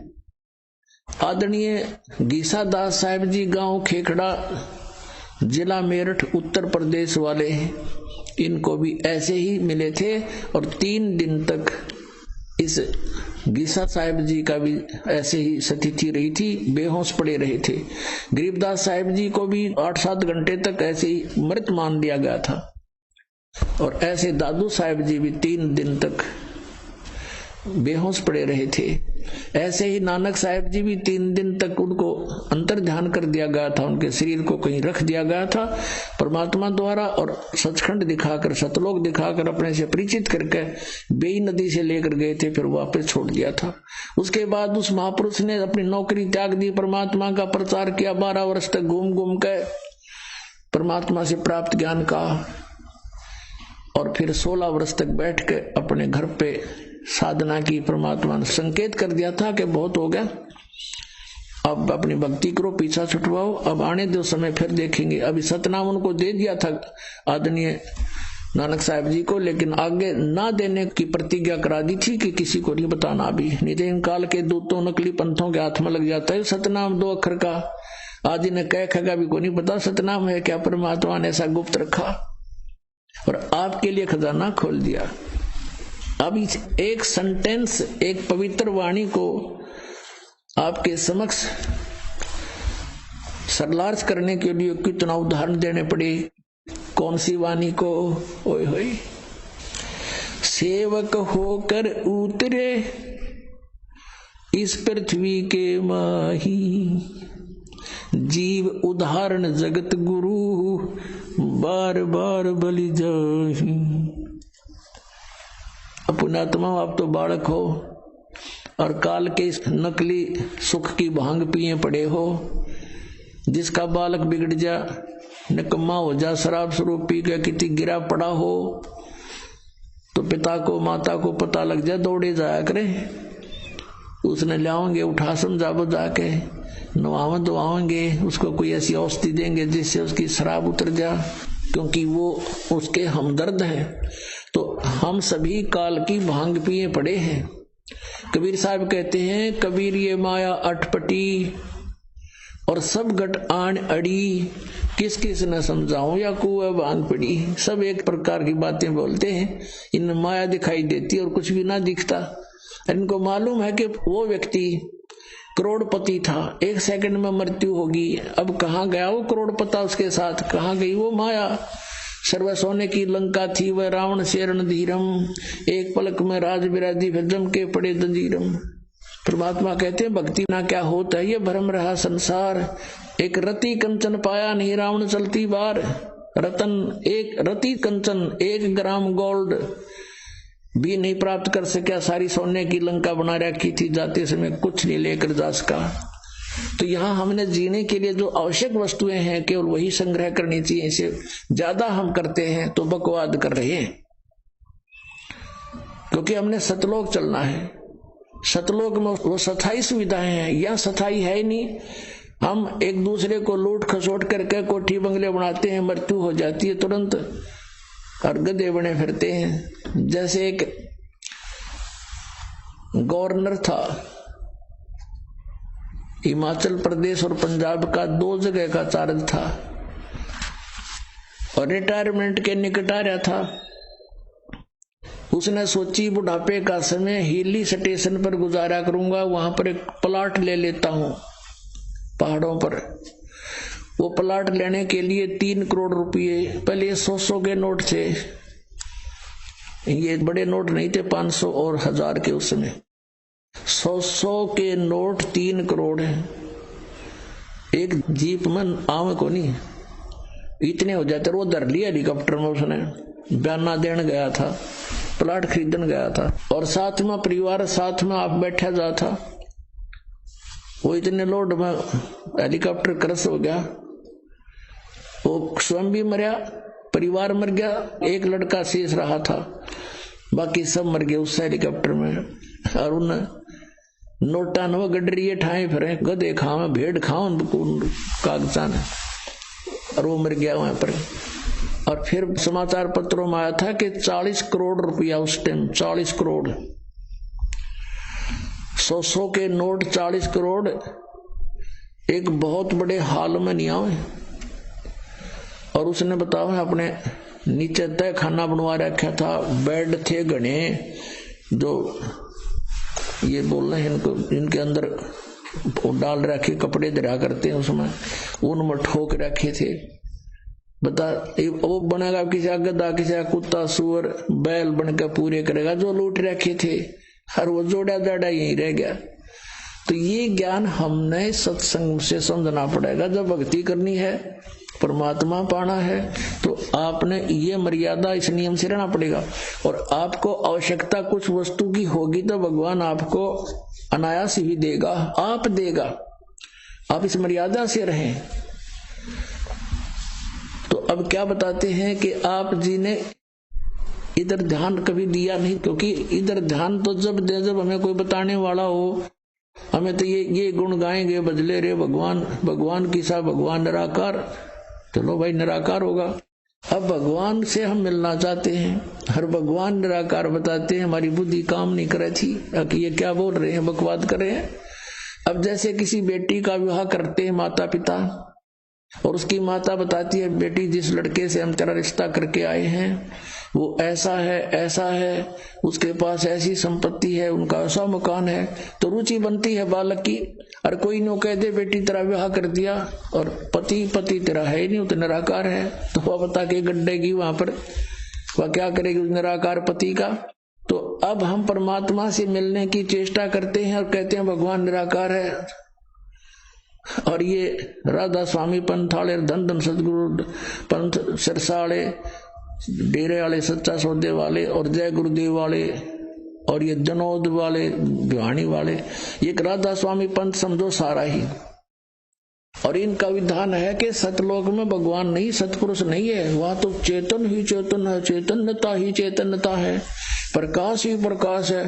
और आत्मा उस प्रकाश में ऐसे मिल जाती है जाकर जैसे बूंद समंदर में, वो तो डूब कर मरना हो गया, फिर कोई बात हुई है। तो ये विधान है, करोड़ों व्यक्ति डबो दिए इन अज्ञानियों ने, शास्त्र विरुद्ध साधना करा के काल के जाल में फंसा दिए। अब कहें तो दुख मानते हैं श्रद्धालु भी कि रामपाल तो आलोचना करता है। आलोचना की परिभाषा बदल ली तुमने अज्ञान के कारण। सत्य कहना आलोचना नहीं होती, वह सत्य होती है। आलोचना होती है किसी के बारे में झूठी बकवाद करे। हम तो विद प्रमाण बोलते हैं, आप ही की पुस्तकों से दिखाते हैं कि ये देखो दुर्गति हो रही तुम्हारे परम धनी शिवजाल की। भूत बनकर अपनी शिष्या बुक्की में फिर शंका समाधान करने लग रहा बैठ के। वो कहते हो तो अनामी लोक में चला गया, अनामी लोक में कहा गया, तो बुक्की लोक में आ गया। अब यहाँ क्या बताते हैं, सेवक हो के उतरे इस पृथ्वी के माही, जीव उदाहरण जगत गुरु बार बार बलि जाही। गरीबदास जी कह रहे हैं कि एक दास बनकर आए भगवान,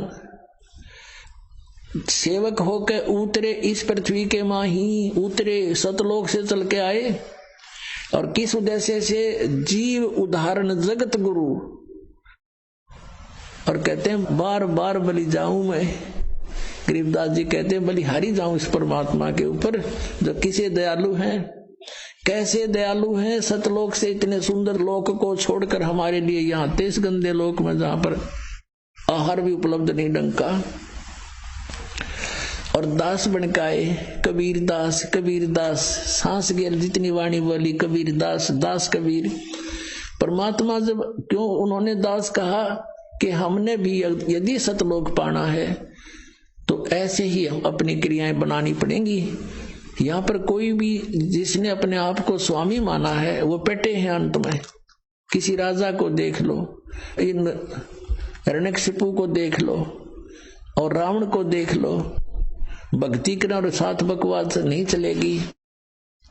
अब रावण जैसी साधना कोई नहीं कर सकता, यहां से धड़ काट कर चढ़ा दी, भगवान के निमित्त समर्पित कर दिया। लेकिन कूठोड़ कुपात्र के स्थान कुपात्र को दे दिया, वो शीश सुपात्र को देता तो लाभ होता। शिव की उपासना तमोगुण की करके राक्षस कहलाया। गीता जी अध्याय नंबर 7 के श्लोक 12 से 15 में स्पष्ट किया है, तीनों गुणों की उपासक रजगुण ब्रह्मा सदगुण विष्णु तमगुण शिव जी की जो साधना करते हैं वो राक्षस स्वभाव को धारण किए हुए मनुष्यों में नीच दूषित कर्म करने वाले मूर्ख, वो मेरी भक्ति भी नहीं करते, गीता ज्ञानदाता कहता है। तो इस प्रकार ये भक्ति भी करते थे, दास नहीं बने, तो अंत में क्या हुआ इनके साथ।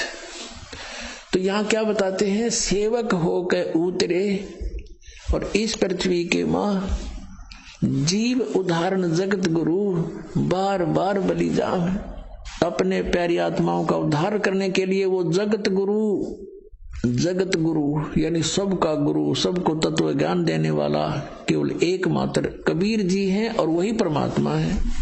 अब फिर बताते हैं वो कहाँ आए, काशीपुरी कष्ट किया उतरे अदर आधार, अदर आधार यानी ऊपर तो नीचे आए। मोमन को मुजरा हुआ वहां जंगल में दीदारे, मोमिन यानी उस नीरू नामक मुसलमान जुल्हे को परमात्मा ने जंगल में दर्शन दिए लहर तारा तालाब पर।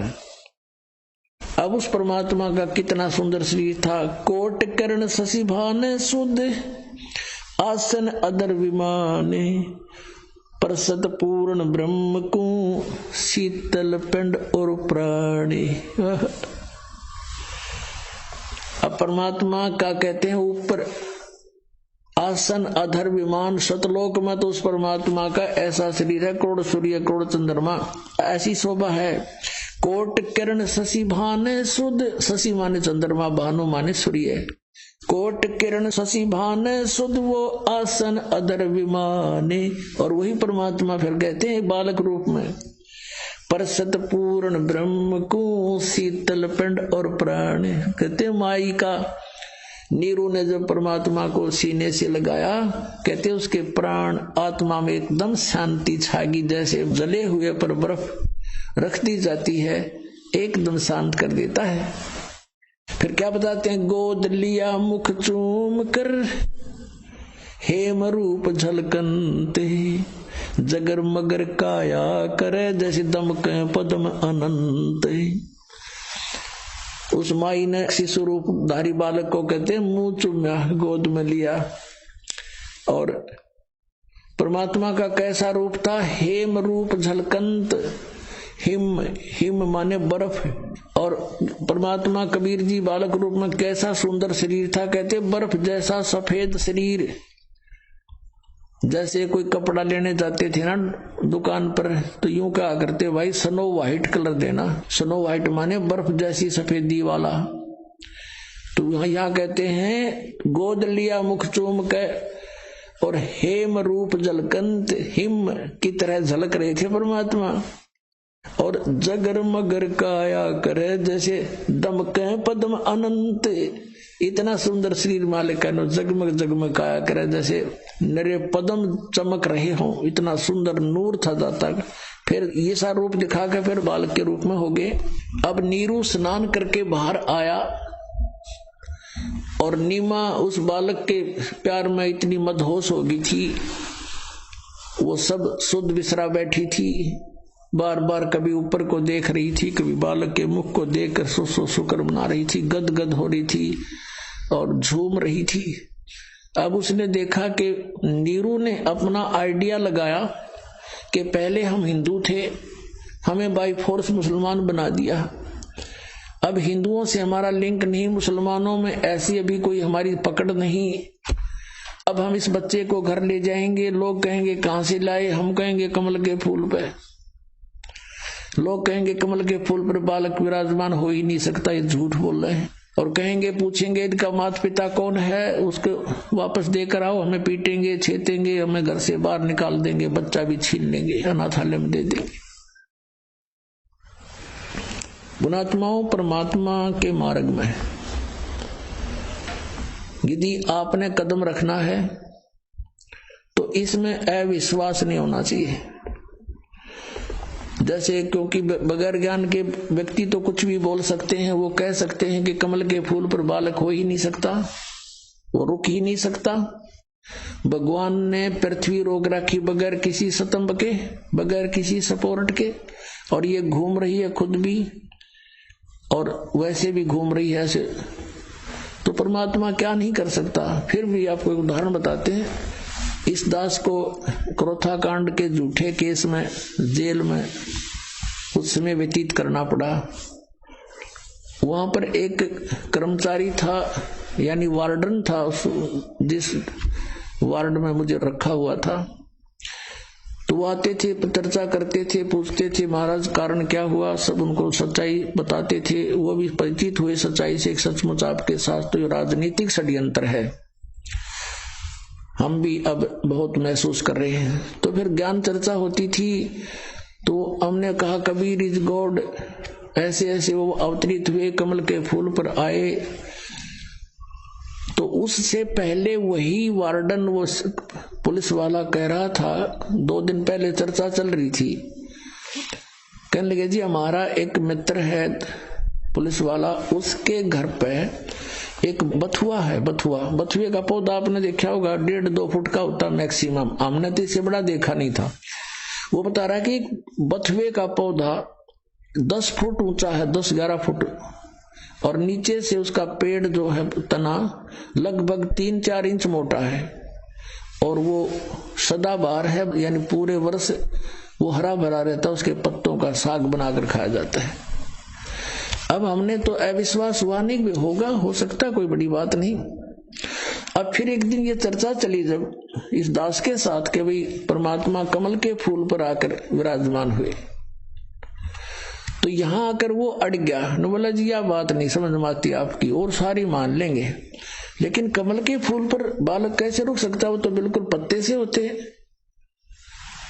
मेरे फिर वह बात याद आएगी। मैं कहने लगा भगत एक बात बताओ, आप परसों बता रहे थे कि आपके एक मित्र के घर पर एक बथुआ है और वो 3-4 इंच मोटा उसका तना है और 10 फुट ऊंचा लंबा है, ये संभव हो सकती है? कभी देखा तो नहीं, हमने तो 2 फुट से ऊपर कभी बथुआ देखा नहीं, हम किसान परिवार में जन्म हमारा, और आप ये कह रहे हो कि ऐसा था। वो भी मान रहे हैं कि परमात्मा कुछ भी कर सकता है, उसकी बुद्धि सेट होगी तुरंत।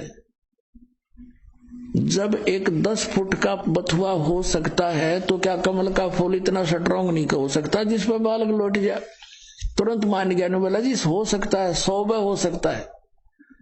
नो पे चल रहे थे हम, आप पे कह रहा है ऐसा बथुआ देखा, जब मैं नो को नहीं मान सकता, मैं वो तो बथुआ इससे ऊपर होता ही नहीं, तो वो मान गया। तो पुण्यात्मा ऐसे हमने सध्यात्म मार्ग को समझना है, इसमें इम्पॉसिबल नहीं होता कुछ भी। एक उदाहरण बताते हैं, कबीर परमात्मा का एक साधक था। हम कैसे साधक हैं, हम भगवान के ज्ञान को अवश्य सुनते हैं लेकिन मनमुखी तुरंत हो जाते हैं। अब वो साधक घर छोड़कर जंगल में पहाड़ पर जाकर बैठ गया और वहां दिन रात भक्ति कर रहा था, साधना करता था। एक दिन वो क्या करता था, वहां से नीचे उतर कर आता था, एक सरोवर था नीचे, थोड़ा पहाड़ से नीचे की तरफ, पहाड़ी पर ही था बना हुआ था, लेकिन वो और ऊंची पहाड़ी पर रहता था। वहां आकर स्नान करता था और जल भर ले जाता था अपना करमंडल में। एक दिन वो बीमार हो गया, इतना असहाय हो गया कि वो स्नान करने मुंह धो नहीं सकता था, और मुंह धोए बिना वो भगवान नहीं बच सकता था। इस तरह की अपनी अटकल बना रहा था। तो वो रोने लग गया बहुत बुरी तरह, है भगवान मैं मुंह धोऊंगा कैसे, मुंह धो नहीं सकता, आपको याद कैसे करूंगा, ऐसे तड़प कर रहा था। अब कहते हैं दारी मेरे संत की मोह से मिटे नहीं अंश। अब उसके लिए परमात्मा ने क्या किया, इतनी जबरदस्त वर्षा कर दी कि पूरी पृथ्वी पर जल ही जल हो गया, कम से कम 200 400 फुट ऊंचा। और फिर वो जल उस पहाड़ी के निकट पहुंचा जहां वो संत बैठा था। इतना निकट कर दिया वो जल कि उसने ऐसे देखा, अरे जल यहाँ आ गया, अरे वर्षा इतनी अच्छी होगी। और उसने फिर मुंह धोया, मुंह धो के पानी पिया। फिर उसने देखा कि ये तो सब कुछ नाश हो गया, प्रलय होगी। फिर उसको आकाशवाणी हुई कि तेरे लिए ये करना पड़ा मुझे। तब रोने लग गया, हे भगवान, मुझ पापी के लिए इतना अनर्थ हो गया, सारी जनता मर गई मालिक। कहते उसी एक्शन एज इट इज कर दिया, जो कहते हूं एज इट इज, जैसे जो जहां काम कर रहा था एज इट इज कलम पकड़, सीधा कलम में पकड़ा बैठा वहां पर। तो यहाँ के बारे में कहते हैं, मोल्ला थल से जल करे और जल से थल कर देत, साहेब तेरी साहेबी अब श्याम कहूं अक्सवेत। परमात्मा एक सेकंड के कुछ क्षण में भी पूरी पृथ्वी पर जल ही जल विनाश कर सकता है। और दूसरे अक्षर में जो का तू, आपको जैसे यहां बैठे हो ऐसा ही बैठा दे, आपका याद भी ना हो मेरे गल बनी थी क्या। इतना सामर्थ्य परमात्मा में है। और हम इन अनाड़ियों के कारण, अज्ञानता के कारण, शास्त्र साधना करने के कारण, परमेश्वरीय लाभ से वंचित रहने से हम ये सोच बैठे हैं ऐसा नहीं हो सकता, ऐसा नहीं हो सकता। और ये अगर मगर जो है ये हमारे भक्ति मार्ग को समझने में बहुत बड़ी बाधा है। परमात्मा के मार्ग में कभी भी अविश्वास नहीं होना चाहिए। एक कथा सुनाता हूं। इस दास को जब तक ये ज्ञान नहीं प्राप्त हुआ था तब ऐसे ही कोई जैसा भी कोई ज्ञान देता उसको उसका सच्चाई लगता था। हमें हमारे घर पे हमारे किराए के ऊपर एक आर्य समाज का एक व्यक्ति रहता था। वो टीचर था, वो शास्त्री बताता था अपने आप को, और बहुत अच्छी नेक आत्मा था, बोलन बतलाने का स्वभाव ठीक था उसका। तो फिर मुझे उपदेश प्राप्त हो गया। पहले जब हम चर्चा करते थे उससे तो वो कुछ भी कह देता था, उसकी बात को मानते थे। वो महर्षि दयानंद का पुजारी था। जब दास को ये ज्ञान हुआ, सन 1988 में नाम प्राप्त हुआ, तो 1989 में एक वर्ष बाद दास ने क्या सोचा कि ये भक्ति बोध जो आपको देते हैं मंत्र, ये नित्यनेम करण की पुस्तक, ये छपवाई। इस दास ने कुछ पुस्तक छपवाई 2000 या जैसा भी, और वो छपवाई इसलिए थी कि गुरुदेव को दे देंगे और वो अब भक्तों को आगे फ्री बांटते हैं। अब वो जब ऊपर एक हमने पूजा सतल बनाया था 15 बाई 5.5 का, गैलरी के ऊपर अलग से सेपरेट बना था। उसमें खिड़कियां लगाई थी, एक शीशा टूटा हुआ था। उन खिड़कियों के बाहर की साइड में लोहे की जाली लगानी थी। ये मच्छरों से बचाने की होती है ना जालियां, लोहे की जाली। तो ये दास उसका साइज नाप के ले गया। वो थी, चौड़ाई तो थी 2 फुट 8 इंच, ऊंचाई थी 4 फुट। अब 2 फुट 8 इंच मैंने ऐसे 2 और फिर डैश ला के 8 इंच के ऊपर 2 डैश ला के अपनी इस इंजीनियरिंग भाषा में लिख रखी थी। वो तो आम आदमी भी ऐसे लिखता है। तो वो जाकर के मैंने एक लोहे वाले दुकानदार से दे दी कि भाई ये जाली तैयार कर दे इस साइज की। मैं कुछ और सामान ले आता हूँ। स्कूटर ले रखा था मैंने, छोटा 2 व्हीलर मोटरसाइकिल टाइप। मैं सामान आगे से कुछ और लेकर आया तो उन्होंने, उसके नौकर ने वो जाली काट के पैक करके रखी। उसकी पेमेंट करके दास चल पड़ा। घर पे आया, बड़ा लड़का छोटी उम्र का था, 13-14 वर्ष का होगा, और एक और किराएदार रहता था वहीं पर, बिहार साइड का था वो। उनसे कहा कि भी तुम दोनों जने ऐसे करो, ये जाली लगा दो। उसमें सिर्फ लगा के कील ठोकनी थी और कुछ नहीं करना था। तो वो दोनों लगाने लगे,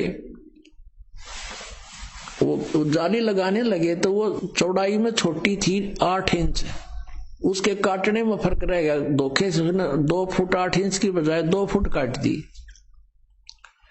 और ऊंचाई से ही काट दी। उन्होंने मुझे बताया, लड़के ने भी, उसने, दोनों ने कहा जी ये जाली तो छोटी है। मैं भी छोटी कैसे हो सकती है, मैं नाप के देख रहा हूं नाप।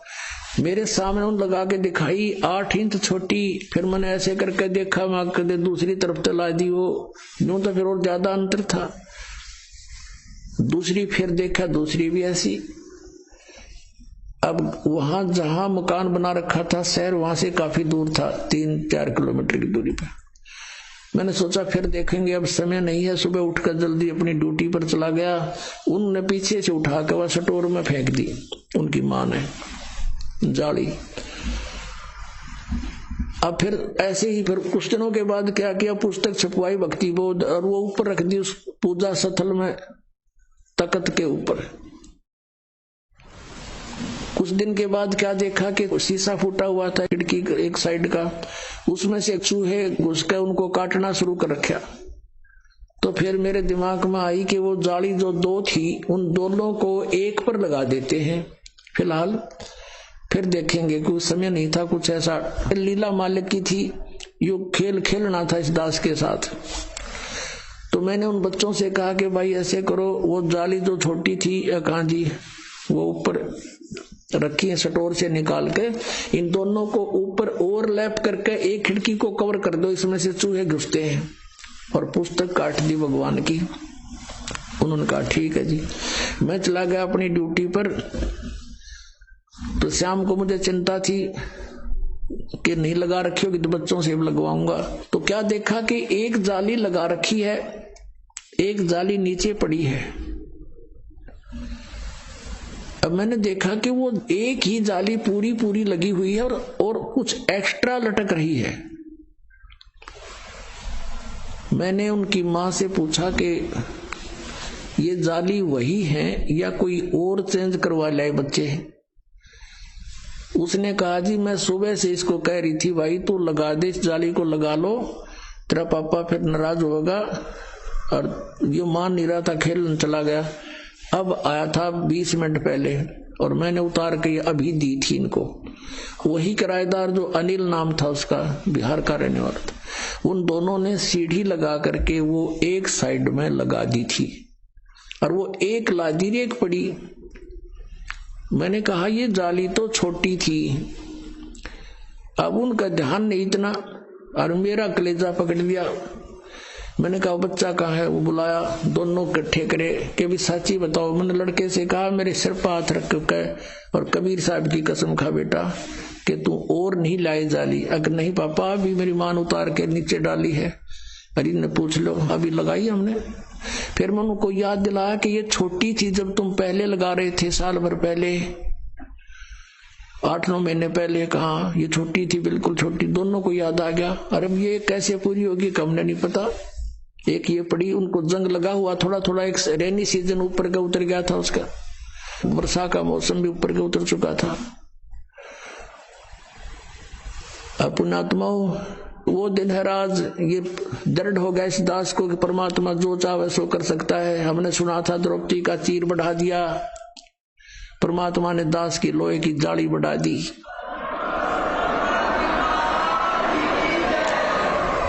ये कबीर परमेश्वर है जिसने लोहे की जाली को भी बढ़ा दिया इस दास को दृढ़ करने के लिए। अब दूसरी फिर उठाकर देखी, दूसरे पर लगाई हुआ, उस पर पूरी आ गई। पूरी के बाद भी 6 इंच एक्स्ट्रा नो लटक रही है। अभी तक थी वो, अब तो पता नहीं उतार दी होगी। ये सन 1989-90 की बात है।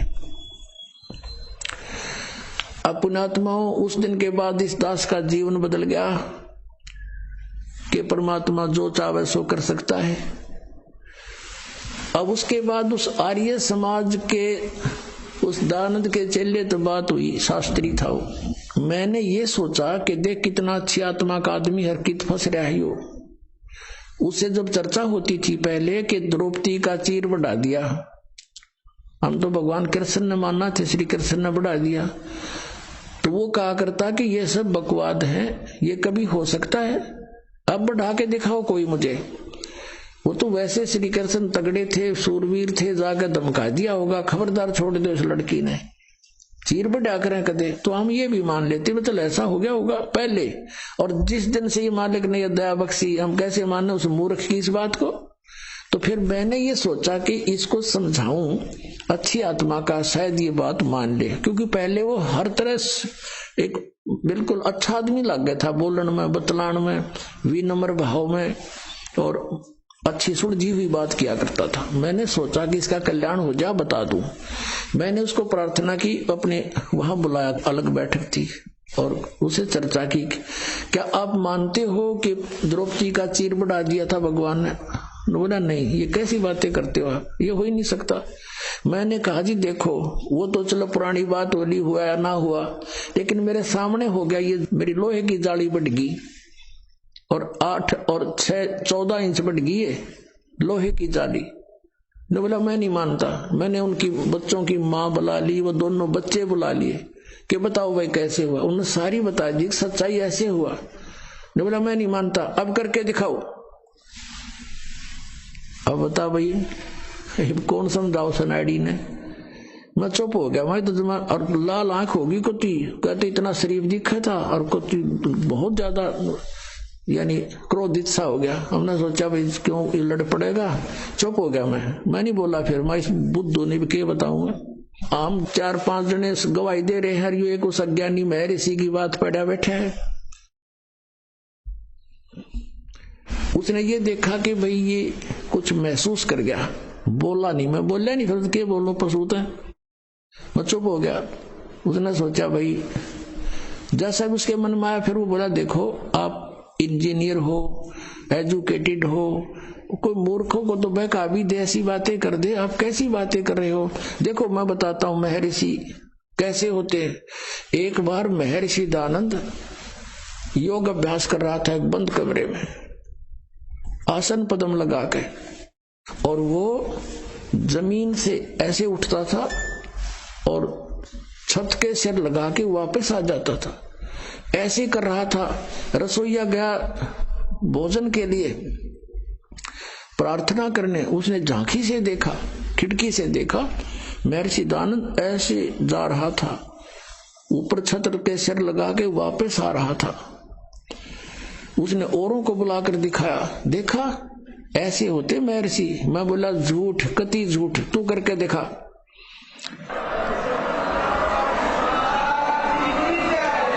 मैं बोला अब करके दिखा।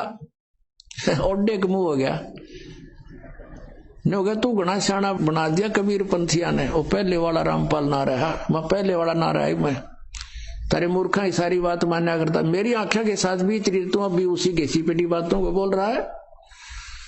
तो पुण्यात्मा, परमात्मा के मार्ग में अविश्वास नहीं होना चाहिए। एक 2 साधक थे, एक 40 वर्ष से साधना कर रहा था, बड़ी बड़ी दाढ़ी बढ़ा रखी, बैठा पति परमात्मा प्राप्त दिखाई देता। एक 4 वर्ष से साधना प्रारंभ की थी, नौजवान बच्चा था। एक देवदूत आता था भगवान के दरबार से, उन दोनों से मिलता था, घंटों भगवान की बातें चर्चा करके दोनों से। वो रहते थे अलग अलग, एक इधर एक दूसरी पश्चिम में, एक पूर्व में, गांव के नगर के। दोनों के पास चर्चा करके जाता था। एक दिन उस देवदूत ने भगवान से कहा, भगवान विष्णु से, कि भगवान आपके 2 भक्त बड़े अटल हैं, आपके ऊपर पूरा विश्वास करते हैं। विष्णु जी ने देखा, ध्यान दृष्टि से कहा कि नहीं, उनमें से एक भक्त है, एक भक्त नहीं है, वो ढोंग कर रहा है। तो देवदूत ने कहा कि भगवान वो होगा जो अभी 4 वर्ष से लगा है, कि नहीं, जो बहुत पुराना लगा हुआ है वो भक्त नहीं है, वो विश्वासी नहीं है। देवदूत को ये समस्या आ गई कि शायद भगवान ने समझा नहीं होगा ढंग से। कहने लगा जी इधर पूर्व की साइड में बैठा है ना, वो दाढ़ी बड़ी बढ़ रही है, बड़ा वो है, 40 वर्ष से लगा हुआ, आपका पक्का भगत है। कहने लगे वही तो भगत नहीं है, भगवान बोले। अब वो देवदूत उसके मुंह का नहीं देखा, मालिक के मुंह का नहीं, हुई कैसे बोल रहे हैं परमात्मा। तो विष्णु ने कहा कि आपको मेरी बात पर विश्वास नहीं हुआ। देवदूत ने कहा भगवान ये तो नहीं हो सकता कि आपकी बात अविश्वसनीय हो, लेकिन मेरी बुद्धि छोटी है, ये काम ना कर रही। तब विष्णु जी ने कहा कि आज तू थोड़ा सा देर से मिलने जाना उनको, और वो कारण पूछे तो उनको ये बताना। ठीक है। वो सबसे पहले गया तो उससे के पास, जिसने सही भगत मानना था, 40 वर्ष से भक्ति कर रहा था, उसके पास गया तो उसने पूछा उस बड़े भगत ने कि देवदूत आज तो बहुत देर कर दी, 2-3 घंटे लेट आए, क्या बात होगी, स्वस्थ तो हो। तो देवदूत ने कहा कि भगत क्या बताऊं, आज तो भगवान ने ऐसी अनहोनी कर दी। परमात्मा ने दिन के 1 बजे और एक अनहोनी लीला करनी थी, उसको देखने के लिए रुका रहा मैं। क्या करनी थी कि एक हाथी को और सुई के उस सुराख से निकालना था, सुई के सुराख से निकालना था, धागा डालने का सुराख होता सुई में, उसमें से हाथी निकालना था। और मैं उसको देखने के लिए रुक गया। उसे 40 वर्ष वाले साधक ने पूछा फिर क्या हुआ, कि भगवान ने सचमुच हाथी को सुई के धागा डालने वाले सुराख में के निकाल दिया। वो क्या कहता है कि देवदूत ऐसी झूठ बोल किसी अगर जच जा, ऐसी बकवाद नहीं करा करते, ये कभी हो सकता है। अब देवदूत उसके मुंह का नहीं देखे, डांगर बोल रहा है, दिखा ऐसा भगत, इस पर विश्वास नहीं भगवान का। वो तो उठकर चल पड़ा, भाई भगवान ठीक कह रहे थे, ये तो नरा पशु है, खाम खांडले ढो रहा है। जब इसने न विश्वास नहीं, भगवान क्या नहीं कर सकता, फिर क्या फायदा इस भक्त का। अब उठ के गया 4 वर्ष वाले के पास, उसने तो वहां तो सोचा था कि वो तोड़ के मैं एंड बैंड बोलेगा, जब मैंने यूज कर दिया था। अब उसने भी यही प्रश्न किया कि देवदूत आपकी इंतजार कर रहा था, पलक बिछाए बैठा था, आएंगे आप, आते हो, चर्चा हो जाती है परमात्मा की, दिल लगता है। आज आप बहुत देर कर दी, मैंने सोचा था आज नहीं आएंगे, आज का दिन तो हमारा व्यर्थ हुआ। क्या कारण है देवदूत इतना देरी करने का? तो उसने फिर यही बताया कि दिन के 1 बजे परमात्मा ने एक लीला करनी थी।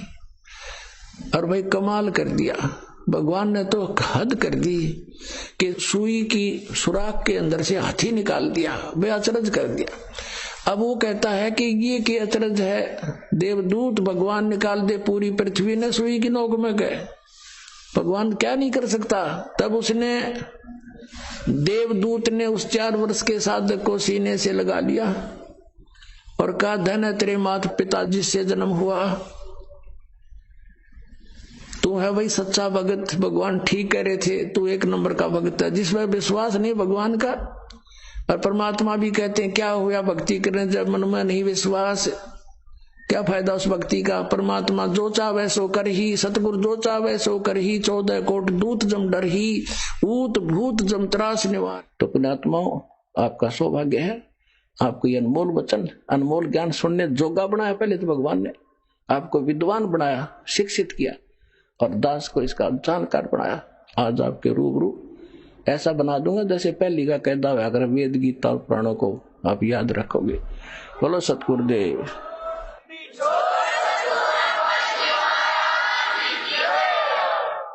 तो अब आपको कुछ भक्तों के अनुभव सुनाएंगे जिनको परमात्मा से प्राप्त जो लाभ हुए हैं वो अपने मुख कमल से बताएंगे। सुनिएगा। नमस्कार सर। नमस्कार जी। सर क्या नाम है आपका? धनवीर सिंह, गांव बिहाली, तहसील अटेली, जिला महेंद्रगढ़। धनवीर जी आप क्या काम करते हैं? जी मैं आर्किटेक्ट का काम करता हूँ, नक्शे बनाने का। सर संत रामपाल जी महाराज से कब जुड़े आप? 13 फरवरी 2006 को। सर संत रामपाल जी महाराज से जुड़ने से पहले आप क्या भक्ति साधनाएं करते थे? जी 7 पीढ़ी से गुग्गा जी महाराज की मान्यता थी, और हनुमान जी का परम भगत था, और अन्य भी जो बार त्योहार देवी देवताओं की पूजा पाठ होती थी वो करता था जी। फिर आप संत रामपाल जी महाराज की शरण में कैसे आए?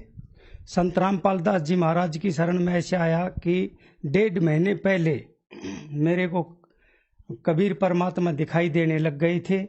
उसके बाद एक संत रामपाल दास जी महाराज का भगत है, उनसे नाम उपदेश ले रखा था, वो मेरे को मिला, और उनके साथ फिर हम करोथा आश्रम जाकर के संत रामपाल दास जी महाराज से नाम दीक्षा ली।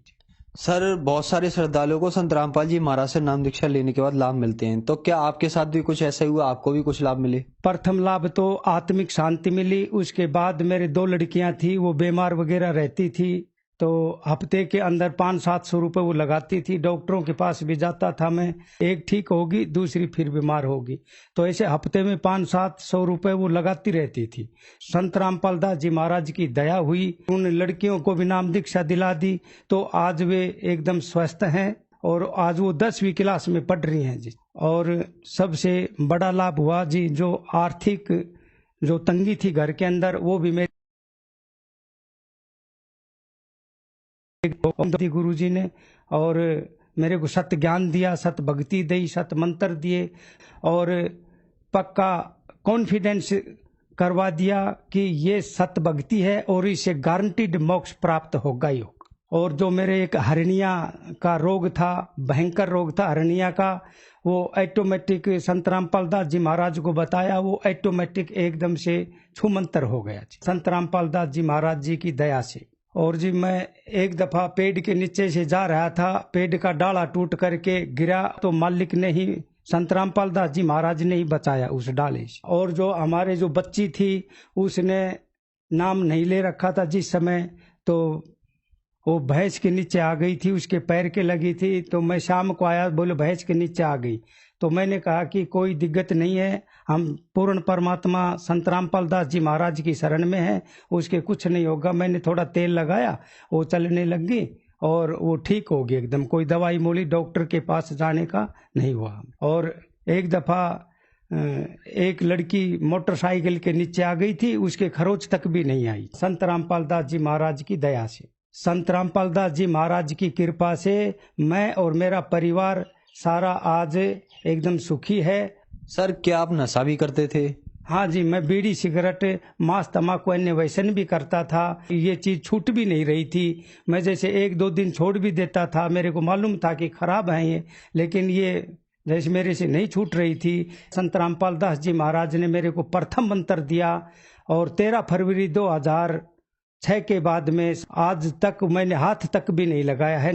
सर, संत रामपाल जी महाराज ऐसी कौन सी भक्ति साधना देते हैं जो लोगों के नशे, बीमारियां, लाइलाज बीमारियां ठीक हो जाती हैं? संत रामपाल दास जी महाराज वो भक्ति बताते हैं जो पूर्ण परमात्मा की भक्ति है, जो कबीर देव बताया है। 4 वेद विद गीता जी और सतग्रंथ और जितने जो संत प्रमाणित हुई उनकी वाणी में जो उच्चारित हैं नाम, वे बताए हमको, प्रमाणित दिखाए। गीता और पवित्र बाइबल, कुरान, हर चीज का प्रमाण दिया संत रामपाल दास जी महाराज ने।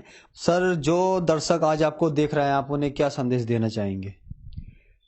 जितने भी जो भक्तात्माएं, जो दर्शक मेरे को देख रहे हैं, उन्हीं को सभी से हाथ जोड़ करके विनती करता हूं कि मेरे जैसा नीच व्यक्ति जो झूठी साधनाएं कर रहा था, श्री हनुमान जी और श्री गुग्गा जी की जो साधना कर रहा था, जो वेद और गीता के अंदर कोई प्रमाण नहीं है उनका, तो मेरे जैसे भ्रमित मत ना हो। संत रामपाल दास जी महाराज इस पृथ्वी पर पूर्ण परमात्मा आए हुए हैं, उनसे सत भक्ति लेकर के सत ज्ञान प्राप्त करके और सतलोक जाया जा सकता है, अन्यथा कोई भी इस पृथ्वी पर कोई संत नहीं है। और संत रामपाल दास जी महाराज ही पूर्ण परमात्मा है, जो वेद सदग्रंथों के अनुकूल जो हमें मंत्र बताए, वे मंत्रों का प्रमाण दिया गीता जी अध्याय नंबर 17 का श्लोक 23 में कि अर्जुन ओम तत् सत इति निर्देश ब्रह्मण त्रिविधय समर्थ है, कि 3 विदेशी स्मरण करने का ये फाइनल निर्देश है।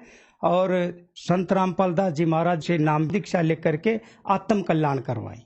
सर, संत रामपाल जी महाराज से नाम दीक्षा कैसे ली जा सकती है? संत रामपाल दास जी महाराज जी से नाम दीक्षा टीवी चैनलों के ऊपर संत रामपाल दास जी महाराज का सत्संग सुने, नीचे पट्टी आती है और पट्टी के ऊपर जो नंबर आते हैं उन नंबरों पर कॉल करना, और कॉल करके जो नजदीकी नामदान सेंटर का आपको नाम बता दिया जाएगा, और नामदान सेंटर पर संत रामपाल दास जी महाराज से नाम दीक्षा लेकर के आत्म कल्याण करवाई।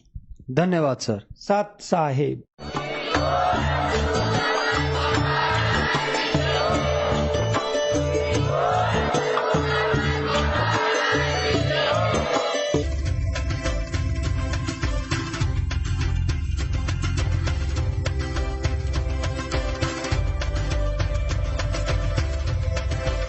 ये वीडियो YouTube पर देख रहे हैं तो हमारे चैनल को सब्सक्राइब करें और बेल आइकन को दबाना ना भूलें। अगर आप Facebook पर ये वीडियो देख रहे हैं तो हमारे पेज को लाइक करें।